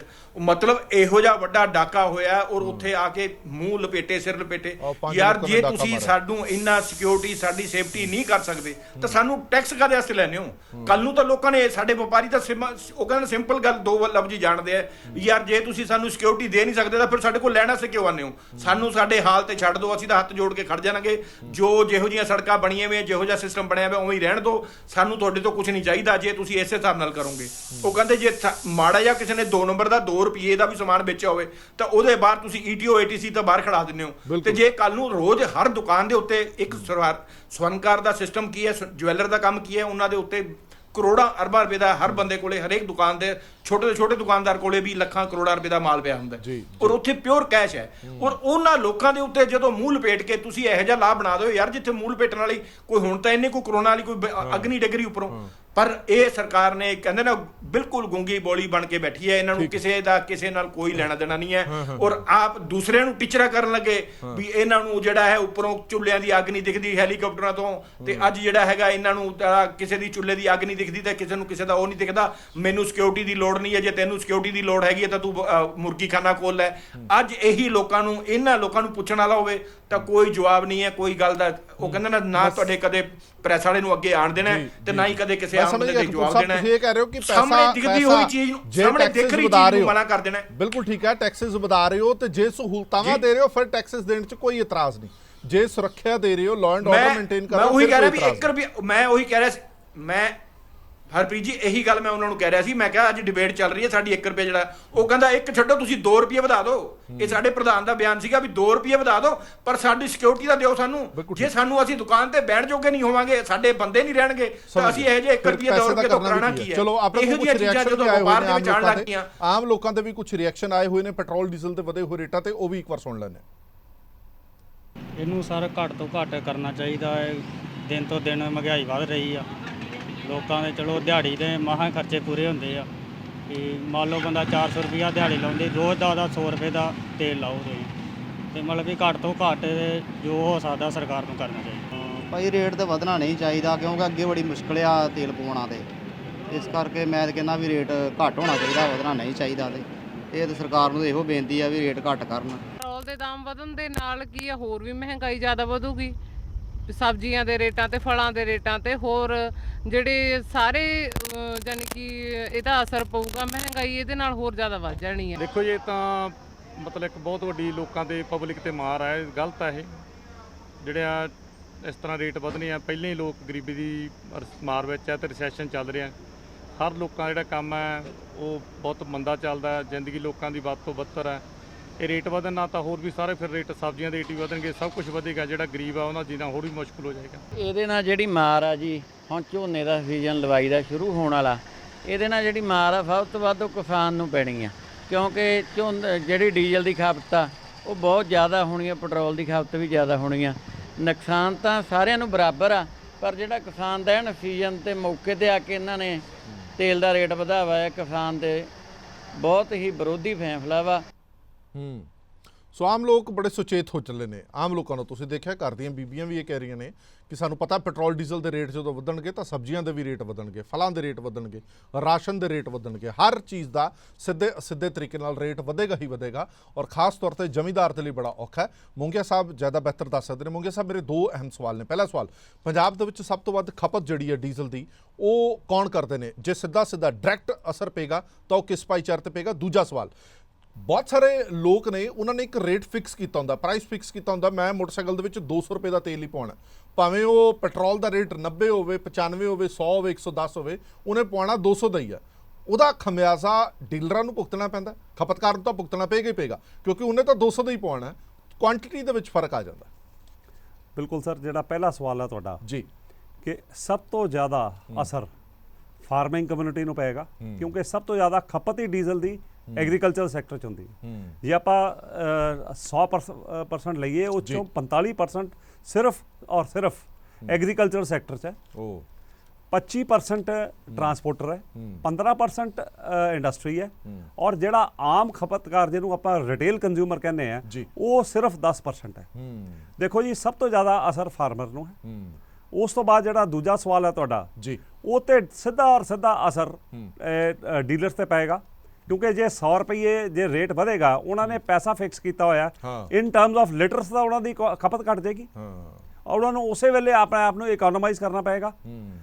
ਫਿਰ ਉਹਨਾਂ ਨੂੰ ਆਪਣਾ ਕਿਤੇ ਨਾ ਕਿਤੇ ਦੇ ਵਿਲ ਹੈਵ ਟੂ ਕੱਟ ਕਾਰਨਰ ਸਮਵੇਅਰ। ਜੀ ਮੁੰਗੇ ਸਾਹਿਬ, ਮੈਨੂੰ ਇੱਕ ਗੱਲ ਨਹੀਂ ਸਮਝ ਆਉਂਦੀ। ਇਹ ਤਾਂ ਬੜਾ ਸਿੰਪਲ ਜਿਹਾ ਮੈਥ ਹੈ ਜਿਹੜਾ ਤੁਸੀਂ ਸਮਝਾ ਰਹੇ ਹੋ, ਪਹਿਲਾਂ ਵੀ ਬੜੀ ਵਾਰੀ ਸਮਝਾ ਚੁੱਕੇ ਹੋ ਕਿ ਤੁਸੀਂ ਰੇਟ ਜਿਹੜੇ ਨੇ ਉਹ ਬਰਾਬਰ ਕਰੋਗੇ ਤਾਂ ਮਾਲੀਆ ਵਧੇਗਾ, ਪਰ ਇਹ ਜਿਹੜਾ ਹਿਸਾਬ ਕਿਤਾਬ ਹੈ, ਇਹ ਮੈਥਮੈਟਿਕਸ ਹੈ ਜਿਹੜਾ, ਇਹ ਸਰਕਾਰ ਨੂੰ ਕਿਉਂ ਨਹੀਂ ਸਮਝ ਆਉਂਦਾ? IAS ਆਫੀਸਰਸ ਦੀ ਇੱਕ ਪੂਰੀ ਲੌਬੀ ਕੰਮ ਕਰਦੀ ਹੁੰਦੀ ਹੈ, ਫਾਈਨੈਂਸ ਮਿਨਿਸਟਰ ਸਾਹਿਬ ਦੇ ਨਾਲ ਬੜੇ ਵੱਡੇ ਅਫਸਰ ਕੰਮ ਕਰਦੇ ਨੇ। ਕੀ ਇਹ ਚੀਜ਼ਾਂ ਉਹਨਾਂ ਦੇ ਖਾਨੇ ਦੇ ਵਿੱਚ ਨਹੀਂ ਪੈ ਰਹੀਆਂ, ਜਾਂ ਇਹਦੇ ਪਿੱਛੇ ਕੁਝ ਹੋਰ ਹੈ, ਨਿੱਜੀ ਮਫਾਦ ਜੁੜੇ ਹੋਏ? ਦੇਖੋ, ਸਭ ਨੂੰ ਪਤਾ ਹੈ, ਮਤਲਬ ਪੋਲੀਟੀਸ਼ੀਅਨਸ ਤੋਂ ਲੈ ਕੇ ਤੇ IAS ਬਿਊਰੋਕਰੈਟਸ ਨੂੰ ਸਾਰਿਆਂ ਨੂੰ ਪਤਾ ਹੈ, ਕਿਉਂਕਿ I have worked with bureaucrats for almost 10 years for this parity. ਜੀ, 2015 ਚ ਮੈਂ ਦੱਸਣਾ ਚਾਹਾਂਗਾ, ਜਦੋਂ ਇਹ ਰੇਟ ਡਿਫਰੈਂਸ ਬਹੁਤ ਜ਼ਿਆਦਾ ਹੋ ਗਿਆ ਸੀ ਡੀਜ਼ਲ ਦਾ, ਸੁਖਬੀਰ ਬਾਦਲ ਜੀ ਨੇ ਰੇਟ ਨਾਰਦਰਨ ਸਟੇਟਸ ਦੇ ਸਾਰਿਆਂ ਦੇ ਬਰਾਬਰ ਕਰਵਾਤੇ ਸੀ। ਉਸ ਵੇਲੇ ਵੀ IAS ਲੌਬੀ ਨੇ ਵਰਕ ਕੀਤਾ ਨਾ ਜੀ। ਇਹ ਤਾਂ ਉੱਪਰੋਂ ਸਰਕਾਰ ਤੋਂ ਜਦ ਤੱਕ ਡੰਡਾ ਨਹੀਂ ਆਉਂਦਾ, ਜਦੋਂ ਸਾਰਿਆਂ ਦੇ ਰੇਟ ਬਰਾਬਰ ਕਰ ਦਿੱਤੇ, ਫਰਕ ਪਿਆ ਸੀ ਕੁਝ ਮਾਲੀਏ ਦਾ? ਬਹੁਤ ਜ਼ਿਆਦਾ ਫਰਕ ਪੈ ਗਿਆ ਸੀਗਾ ਜੀ। ਜਿਹੜੀਆਂ ਮਤਲਬ ਸੇਲਾਂ ਸੀਗੀਆਂ ਸਾਰੇ ਪੰਜਾਬ ਦੇ ਵਿੱਚ, ਓਵਰਆਲ 25 ਤੋਂ 30% ਗਰੋਥ ਹੋ ਗਈ ਸੀ। ਅਸੀਂ ਤਾਂ ਇਹੀ ਕਹਿੰਦੇ ਆ ਕਿ ਤੁਸੀਂ ਸਮਗਲਿੰਗ ਰੋਕ ਲਓ। ਅੱਛਾ, ਐਕਸਾਈਜ਼ ਮਹਿਕਮੇ ਨਾਲ ਅੱਜ ਵੀ ਅਸੀਂ ਗੱਲ ਕਰਦੇ ਆ, ਜਦੋਂ ਹੁਣ FIR ਹੋਈ ਜੀ ਸਪਟੰਬਰ ਦੇ ਵਿੱਚ, ਐਕਸਾਈਜ਼ ਮਹਿਕਮੇ ਨਾਲ ਮੇਰੀਆਂ 3-4 ਮੀਟਿੰਗਸ ਹੋਈਆਂ ਜੀ। ਉਹ ਇੱਕੋ ਹੀ ਗੱਲ ਕਹਿੰਦੇ ਨੇ ਕਿ ਜੀ ਅਸੀਂ ਆਪਣੀ ਜਿਹੜੀ ਹੈ ਨਾ ਵਿਜੀਲੈਂਸ ਵਧਾ ਦਿੰਦੇ ਆ, ਸਰਵੇਲੈਂਸ ਵਧਾ ਦਿੰਦੇ ਆ। ਇਹਨਾਂ ਨੂੰ ਪੁੱਛੋ ਕਿ ਵੀ ਜਿਹੜਾ ਇੰਨਾ ਲੰਬਾ ਬਾਰਡਰ ਹੈ ਆਪਣਾ, ਪਠਾਨਕੋਟ ਤੋਂ ਲੈ ਕੇ ਤੇ ਚੰਡੀਗੜ੍ਹ ਤੱਕ ਜਿਹੜੇ ਬਾਰਡਰ ਵਿਲੇजेस ਨੇ ਸਾਰੇ, ਉਹਨਾਂ ਦੇ ਨਾਲ ਸਾਰਿਆਂ ਦੇ ਵਿੱਚੋਂ ਲਿੰਕ ਰੋਡਸ ਨੇ। ਕਿਹੜੀ ਲਿੰਕ ਰੋਡ ਦੇ ਉੱਪਰ ਤੁਸੀਂ ਇਹ ਨਾਕਾ ਲਾਓਗੇ? It is not possible. ਇਹ ਤਾਂ ਇੱਕੋ ਹੀ ਹੈ ਜੀ ਕਿ ਇਹਨਾਂ ਦਾ ਇੱਕੋ ਹੀ ਹੱਲ ਹੈ, ਜਾਂ ਤਾਂ ਨਾਰਦਰਨ ਸਟੇਟ ਦਾ ਰੇਟ ਬਰਾਬਰ ਹੋ ਜਾਏ, ਨਹੀਂ ਪੰਜਾਬ ਸਰਕਾਰ ਰੇਟ ਘਟਾਵੇ। ਅਸੀਂ ਤਾਂ ਦੇਖੋ, ਜੇ ਮਨੀਸ਼ ਸਿਸੋਦੀਆ ਜੀ ਨੂੰ ਇਹ ਗੱਲ ਸਮਝ ਲੱਗਦੀ ਹੈ ਤੇ ਮੇਰਾ ਖਿਆਲ ਕਿ ਪੰਜਾਬ ਸਰਕਾਰ ਸਾਰੀ ਨੂੰ ਸਮਝ ਲੱਗ ਸਕਦੀ। ਤੁਸੀਂ ਇਹਦੀ ਡਿਮਾਂਡ ਕਿਉਂ ਨਹੀਂ ਕਰਦੇ ਕਿ ਇਹਨਾਂ ਨੂੰ GST ਦੇ ਅਧੀਨ ਲੈ ਕੇ ਆਂਦਾ ਜਾਵੇ?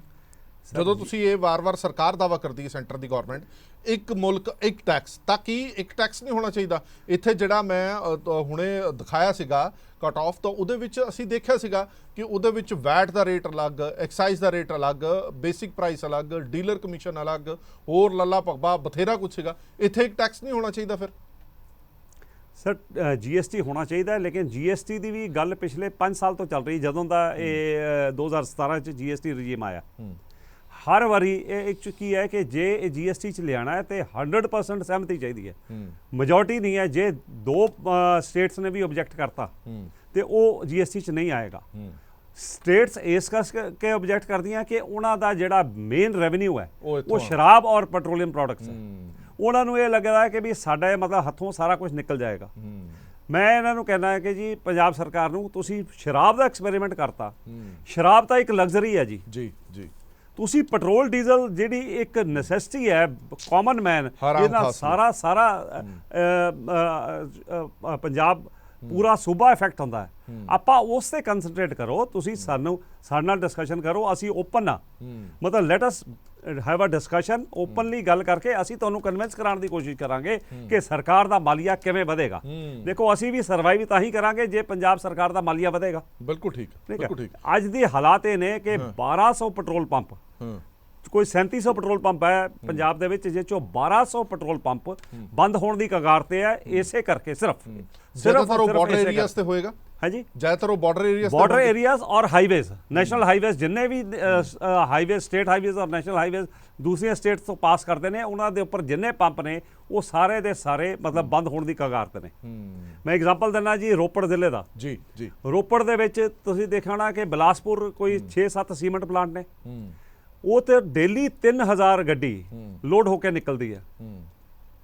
पहला सारा पंजाब निकल के इधर शंभू बॉर्डर तक जी ਉਹ ਜਿੰਨੇ ਪੰਪ ਸੀ ਉਹ ਥੋੜਾ ਹਿੱਸਾ ਅਗਲੇ ਰਾਤ ਨੂੰ ਉੱਥੇ ਰੁਕਦੇ ਸੀਗੇ, ਗੱਡੀ ਲੋਡ ਕਰਕੇ ਇੱਥੇ ਆ ਗਏ। ਹੁਣ ਕੀ ਹੈ ਜੀ ਕਿ ਸਾਰੇ ਦੇ ਸਾਰੇ ਬਿਲਾਸਪੁਰ ਤੋਂ ਫੁੱਲ ਕਰਾ ਕੇ ਨਿਕਲਦੇ ਨੇ। ਜਿਹਨੇ ਬੰਬੇ ਜਾਣਾ ਹੈ ਨਾ ਜੀ, 1000 ਲੀਟਰ ਤੇਲ ਲੈਣਾ, ਉਹਨੂੰ 6000 ਰੁਪਇਆ ਬਚ ਗਿਆ। 6000 ਰੁਪਇਆ ਮਹਿਣੇ ਰੱਖਦਾ ਜੀ, 6000 ਰੁਪਇਆ ਅੱਜ ਦੀ ਰੇਟ। ਬਿਲਕੁਲ ਠੀਕ, ਬਿਲਕੁਲ ਠੀਕ। ਫਿਰ ਉਹ ਕਿਉਂ ਪਵਾਏਗਾ ਇੱਥੋਂ ਜੇ ਤੁਹਾਨੂੰ 6000 ਰੁਪਇਆ ਮਹਿੰਗਾ ਪੈ ਰਿਹਾ? ਤੁਸੀਂ ਡੀਜ਼ਲ ਔਰ ਪੈਟਰੋਲ ਜਿੰਨਾ ਵਧਾਈ ਜਾਓਗੇ ਤੁਹਾਡਾ ਮਾਲੀਆ ਘਟੀ ਜਾਏਗਾ, ਘਟਦਾ ਜਾਏਗਾ। ਠੀਕ ਹੈ, ਬਿਲਕੁਲ। ਇਸੇ ਕਰਕੇ ਅਸੀਂ ਵਾਰ-ਵਾਰ ਕਹਿੰਦੇ ਹਾਂ ਕਿ ਜਦੋਂ ਵੀ ਕੋਈ ਸਰਕਾਰ ਤੋਂ ਪੁੱਛਿਆ ਜਾਂਦਾ ਹੈ, ਸੈਂਟਰ ਦੀ ਸਰਕਾਰ ਸਟੇਟ ਨੂੰ ਕਹਿੰਦੀ ਹੈ, ਸਟੇਟ ਦੀ ਸਰਕਾਰ ਸੈਂਟਰ ਨੂੰ ਕਹਿੰਦੀ ਹੈ। ਸੈਂਟਰ ਦੀ ਸਰਕਾਰ ਨੇ ਪਿੱਛੇ ਜੇ ਰੇਟ ਆਪਣੇ ਘਟਾਏ, ਆਪਣੇ ਟੈਕਸਿਸ ਦੇ ਵਿੱਚ ਘਾਟਾ ਕੀਤਾ, ਤੇ ਨਾਲ ਹੀ ਉਹਨਾਂ ਨੇ ਸਟੇਟ ਗਵਰਨਮੈਂਟਸ ਨੂੰ ਕਹਿ ਦਿੱਤਾ ਕਿ ਹੁਣ ਤੁਸੀਂ ਵੀ ਵੈਟ ਘਟਾਓ।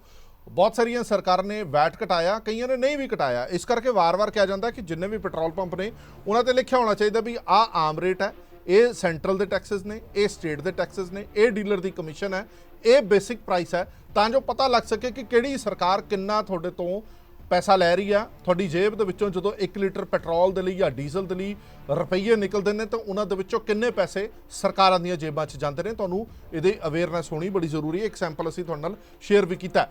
ਰਵਨੀਤ ਸਿੰਘ ਹੋਰਾਂ ਕੋਲ ਚੱਲਦੇ ਆ। ਰਵਨੀਤ, ਜਿਹੜੀ ਗੱਲ ਮੋਂਗੀਆ ਸਾਹਿਬ ਨੇ ਵੀ ਦੱਸੀ ਹੈ ਕਿ ਜਦੋਂ ਵੀ ਰੇਟ ਵਧਾਓਗੇ ਤਾਂ ਸਟੇਟ ਦਾ ਮਾਲੀਆ ਜ਼ਰੂਰ ਘਟਦਾ ਹੀ ਘਟਦਾ, ਆਮ ਲੋਕਾਂ ਤੇ ਤਾਂ ਅਸਰ ਪੈਂਦਾ ਹੀ ਪੈਂਦਾ। ਮੈਂ ਇੱਕ ਸਿੱਧੇ ਤੌਰ ਤੇ ਸਵਾਲ ਤੁਹਾਡੇ ਤੋਂ ਪੁੱਛਣਾ ਚਾਹੁੰਦਾ। ਤੁਸੀਂ ਕਹਿੰਦੇ ਹੋ ਕਿ ਕਿਸਾਨੀ ਨੂੰ ਫਰਕ ਪਏਗਾ, ਕਿਸਾਨਾਂ ਨੂੰ ਫਰਕ ਪਏਗਾ ਉਹ ਰੇਟ ਵਧਣ ਨਾਲ, ਪਰ ਤੁਸੀਂ ਹੁਣ ਜਿਹੜੀ ਫਸਲ ਵੇਚਣ ਜਾਓਗੇ ਜਾਂ ਫਿਰ ਜਿਹੜੀਆਂ ਹੋਰ ਸਾਜੋ ਸਮਾਨ ਤੁਸੀਂ ਦਿਓਗੇ ਕਿਸੇ ਵੀ ਤਰ੍ਹਾਂ ਦਾ, ਉਹਦੇ ਵਿੱਚ ਤੁਸੀਂ ਇਨਪੁਟ ਕਾਸਟ ਦੇ ਵਿੱਚ ਜੋੜ ਲਓਗੇ ਨਾ 1 ਰੁਪਇਆ। ਇਹ ਤਾਂ ਤੁਸੀਂ ਜੋੜੋਗੇ ਵੀ 1 ਰੁਪਇਆ ਡੀਜ਼ਲ ਵੱਧ ਗਿਆ ਜੀ, ਇਹ ਸਾਡੀ ਇਨਪੁਟ ਕਾਸਟ ਹੈ ਜਿਹੜੀ ਇਹ ਵੱਧ ਗਈ ਹੈ। ਹੁਣ ਜਿਹੜਾ ਝੋਨਾ ਹੈ ਜਿਹੜਾ ਉਹ ਅਸੀਂ ਇੰਨੇ ਰੁਪਏ ਕੁਇੰਟਲ ਦੇਣਾ ਜੀ, ਅਸੀਂ ਨਹੀਂ ਇਸ ਤੋਂ ਥੱਲੇ ਦੇਣਾ। ਹਰਪ੍ਰੀਤ ਜੀ, ਇੱਕ ਬੜੀ ਵੱਡੀ ਤਰਾਸਦੀ ਹੈ ਕਿਸਾਨ ਦੀ ਕਿ ਕੱਲਾ ਕਿਸਾਨ ਦਾ ਜਿਹੜਾ ਪ੍ਰੋਡਕਟ ਹੈ ਨਾ ਮਾਰਕੀਟ ਦੇ ਵਿੱਚ, ਜੇ ਆਪਾਂ ਮਾਰਕੀਟ ਦੇ ਵਿੱਚ ਜਦੋਂ ਤੁਰਦੇ ਆ, ਹਰ ਪ੍ਰੋਡਕਟ ਦੀ ਪਹਿਲਾਂ ਇੱਕ ਵੈਲਿਊ ਲਿਖੀ ਆਉਂਦੀ ਹੈ ਵੀ ਆ 1000 ਦੀ ਚੀਜ਼ ਆ, 2000 ਦੀ ਤੁਸੀਂ ਲੈਣੀ ਲੈ ਲਓ, ਨਹੀਂ ਲੈਣੀ ਨਾ ਲਓ। ਠੀਕ ਹੈ। ਕਿਸਾਨ ਦਾ ਮੁੱਲ ਸਰਕਾਰਾਂ ਤੈਅ ਕਰਦੀਆਂ, ਤੇ ਜੇ ਅਸੀਂ ਝੋਨੇ ਦੇ ਵਿੱਚ ਇਜ਼ਾਫਾ ਅਸੀਂ ਕੁਝ ਨਹੀਂ ਕਰ ਸਕਦੇ। ਅਸੀਂ ਤਾਂ ਜੋ ਆਪਦੇ ਬੱਚਿਆਂ ਦਾ ਕਹਿੰਦੇ ਹੁੰਦੇ ਖਿਡੌਣੇ ਜਾਂ ਕੁਝ ਉਹਨਾਂ ਨੂੰ ਲੈ ਕੇ ਦੇਣੇ ਸੀ ਨਾ, ਅਸੀਂ ਤਾਂ ਉਹਨਾਂ ਦੀ ਕਟੌਤੀ ਕਰ ਸਕਦੇ ਆ, ਜਾਂ ਉਹਨਾਂ ਨੂੰ ਚੰਗੇ ਸਕੂਲ ਚੋਂ ਹਟਾ ਕੇ ਮਾੜੇ ਸਕੂਲ ਚ ਲਾ ਸਕਦੇ ਆ, ਜਾਂ ਜੇ ਉਹਨਾਂ ਨੇ ਅੱਜ ਉਹਨਾਂ ਦਾ ਕੋਈ ਜਨਮ ਦਿਨ ਸੀ ਤਾਂ ਉਹਨਾਂ ਨੂੰ 500 ਦੀ ਚੀਜ਼ ਲੈ ਕੇ ਦੇਣੀ ਸੀ ਤਾਂ ਅਸੀਂ ਉਹਨਾਂ ਨੂੰ 100 ਵਾਲੀ ਲੈ ਕੇ ਦੇਵਾਂਗੇ। ਕਿਸਾਨ ਤਾਂ ਇਹ ਕਰ ਸਕਦਾ, ਕਿਸਾਨ ਨੂੰ ਕਿਸੇ ਚੀਜ਼ 'ਚ ਹੋਰ ਵਧਾ ਨਹੀਂ ਸਕਦਾ ਹੁੰਦਾ। ਦੂਸਰੀ ਗੱਲ, ਮੋਂਗੀਆ ਜੀ ਨੇ ਬੜਾ ਵਧੀਆ ਦੱਸਿਆ ਵੀ ਕੱਲਾ ਕਿਸਾਨ ਤੇ ਨਹੀਂ, ਜਿਹੜਾ ਸਟੇਟ ਦੇ ਆਪਣਾ ਜਿਹੜਾ ਜੇ ਆਪਣੇ ਕੋਲ ਦੇਖੋ ਸਟੇਟ ਕੋਲੇ ਫੰਡਸ ਨਾ ਹੋਣਗੇ, ਜੇ ਜਦੋਂ ਆਪਣੇ ਕੋਲੇ ਜੇ ਤਰਕੀਬਾਂ ਦੱਸ ਰਹੇ ਆ, ਜੇ ਸਾਨੂੰ ਜਾਂਚ ਦੱਸ ਰਹੇ ਆ, ਜੇ ਸਾਨੂੰ ਦੱਸ ਰਹੇ ਆ ਵੀ ਕਿਵੇਂ ਆਪਣਾ ਰੈਵਨਿਊ ਵੱਧ ਸਕਦਾ ਹੈ, ਜਿਹਦਾ ਆਲਰੇਡੀ ਪ੍ਰੂਵਨ ਵੇ ਹੈ। ਜਦੋਂ ਐਕਸਾਈਜ਼ ਵਾਲੀ ਪਾਲਿਸੀ ਆਈ, ਜਿਹਦੇ ਵਿੱਚ ਲਿਕਰ ਵਾਲੀ ਪਾਲਿਸੀ ਦੇ ਵਿੱਚ ਅੱਜ 26 ਠੇਕੇ ਬੰਦ ਆ, ਤਾਂ ਹੀ ਬੰਦ ਆ ਨਾ ਜੇ ਰੇਟ ਬਰਾਬਰ ਹੋਇਆ। ਜੇ ਅੱਜ ਤੁਸੀਂ ਰੇਟ ਬਰਾਬਰ ਕਰੋਗੇ ਡੀਜ਼ਲ ਪੈਟਰੋਲ ਦਾ, ਇਕੱਲੇ ਤੁਸੀਂ ਚੰਡੀਗੜ੍ਹ ਨਾਲ ਹੀ ਕਰਕੇ ਵੇਖ ਲਓ, ਘੱਟੋ ਘੱਟ ਚੰਡੀਗੜ੍ਹ ਦੇ ਵੀ 10-15 ਪੰਪ ਬੰਦ ਹੋ ਜਾਣਗੇ, ਕਿਉਂਕਿ ਉਹਨਾਂ ਦਾ ਅੱਜ ਵੀ ਜੇ ਤੁਸੀਂ ਜਾਣਦੇ ਆ ਨਾ, ਜੇ ਅਸੀਂ ਵੀ ਜਾਣਦੇ ਆ, ਮੁਹੱਲੀ ਨੂੰ ਛੱਡ ਕੇ ਬੰਦਾ ਚੰਡੀਗੜ੍ਹ ਜਾਂਦਾ, ਚੰਡੀਗੜ੍ਹ ਜਾ ਕੇ ਪਾਉਂਦਾ। ਸੋ ਇਹ ਕਿਤੇ ਨਾ ਕਿਤੇ ਸਟੇਟ ਨੂੰ ਬੜਾ ਵੱਡਾ ਇਹਦੇ ਵਿੱਚ ਫਾਇਦਾ ਹੋਊਗਾ। ਪਤਾ ਨਹੀਂ ਕਿਹੜੀਆਂ ਕਹਿੰਦੇ ਹੁੰਦੇ ਜਿਹੜੀਆਂ ਪਾਲਿਸੀਆਂ, ਕਿਹੜੇ ਕਾਰਨ ਹੈ ਜਿਨ੍ਹਾਂ ਕਰਕੇ ਆਪਾਂ ਇਹ ਸਾਰੀਆਂ ਲੈ ਕੇ ਆਉਣੀਆਂ ਪੈਂਦੀਆਂ। ਨਾਲੇ ਤਾਂ ਪੰਜਾਬ ਦੇ ਲੋਕ ਖੁਸ਼ ਹੋਣਗੇ, ਨਾਲੇ ਸਰਕਾਰ ਦੀ ਇਹ ਤਾਂ ਵਿਨ ਵਿਨ ਸਿਚੁਏਸ਼ਨ ਆ ਦੋਵੇਂ ਪਾਸੇ, ਸਰਕਾਰ ਵੀ ਖੁਸ਼, ਲੋਕ ਵੀ ਖੁਸ਼। ਤੇ ਆਪਾਂ ਚੰਡੀਗੜ੍ਹ ਜਾਂ ਹੋਰ ਸਟੇਟਾਂ ਨੂੰ ਕਿਉਂ ਫਾਇਦਾ ਕਰ ਰਹੇ ਆ, ਕਿਉਂ ਆਪਾਂ ਹਿਮਾਚਲ ਨੂੰ ਫਾਇਦਾ ਕਰ ਰਹੇ ਆ? ਜੇ ਇਹੋ ਜਿਹੀਆਂ ਸਟੇਟਾਂ ਦੇ ਸਕਦੀਆਂ ਤਾਂ ਆਪਾਂ ਕਿਉਂ ਨਹੀਂ ਦੇ ਸਕਦੇ? ਇਹ ਇੱਕ ਬੜਾ ਵੱਡਾ ਪ੍ਰਸ਼ਨ ਚਿੰਨ੍ਹ ਹੈ ਹਰਪ੍ਰੀਤ ਜੀ ਇਹਨਾਂ ਗੱਲਾਂ ਤੇ।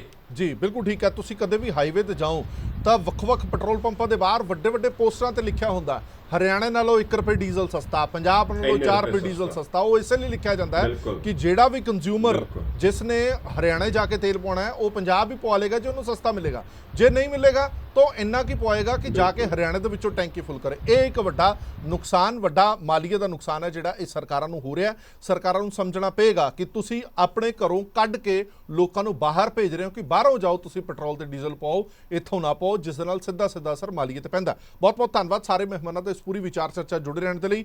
ਬੜਾ ਸਿੰਪਲ ਜਿਹਾ ਹਿਸਾਬ ਕਿਤਾਬ ਜਿਹੜਾ ਮੋਂਗੀਆ ਸਾਹਿਬ ਨੇ ਸਿਖਾਇਆ, ਬਾਕੀ ਮਹਿਮਾਨਾਂ ਨੇ ਵੀ ਦੱਸਿਆ ਕਿ ਕਿੱਦਾਂ ਤੁਸੀਂ ਪੰਜਾਬ ਦੀ ਜਨਤਾ ਨੂੰ ਵੀ ਖੁਸ਼ ਰੱਖ ਸਕਦੇ ਹੋ, ਆਪਣਾ ਢਿੱਡ ਵੀ ਭਰ ਸਕਦੇ ਹੋ, ਯਾਨੀ ਕਿ ਖਜ਼ਾਨਾ ਭਰ ਸਕਦੇ ਹੋ। ਪਰ ਇੱਛਾ ਸ਼ਕਤੀ ਦੀ ਜ਼ਰੂਰਤ ਹੈਗੀ ਹੈ।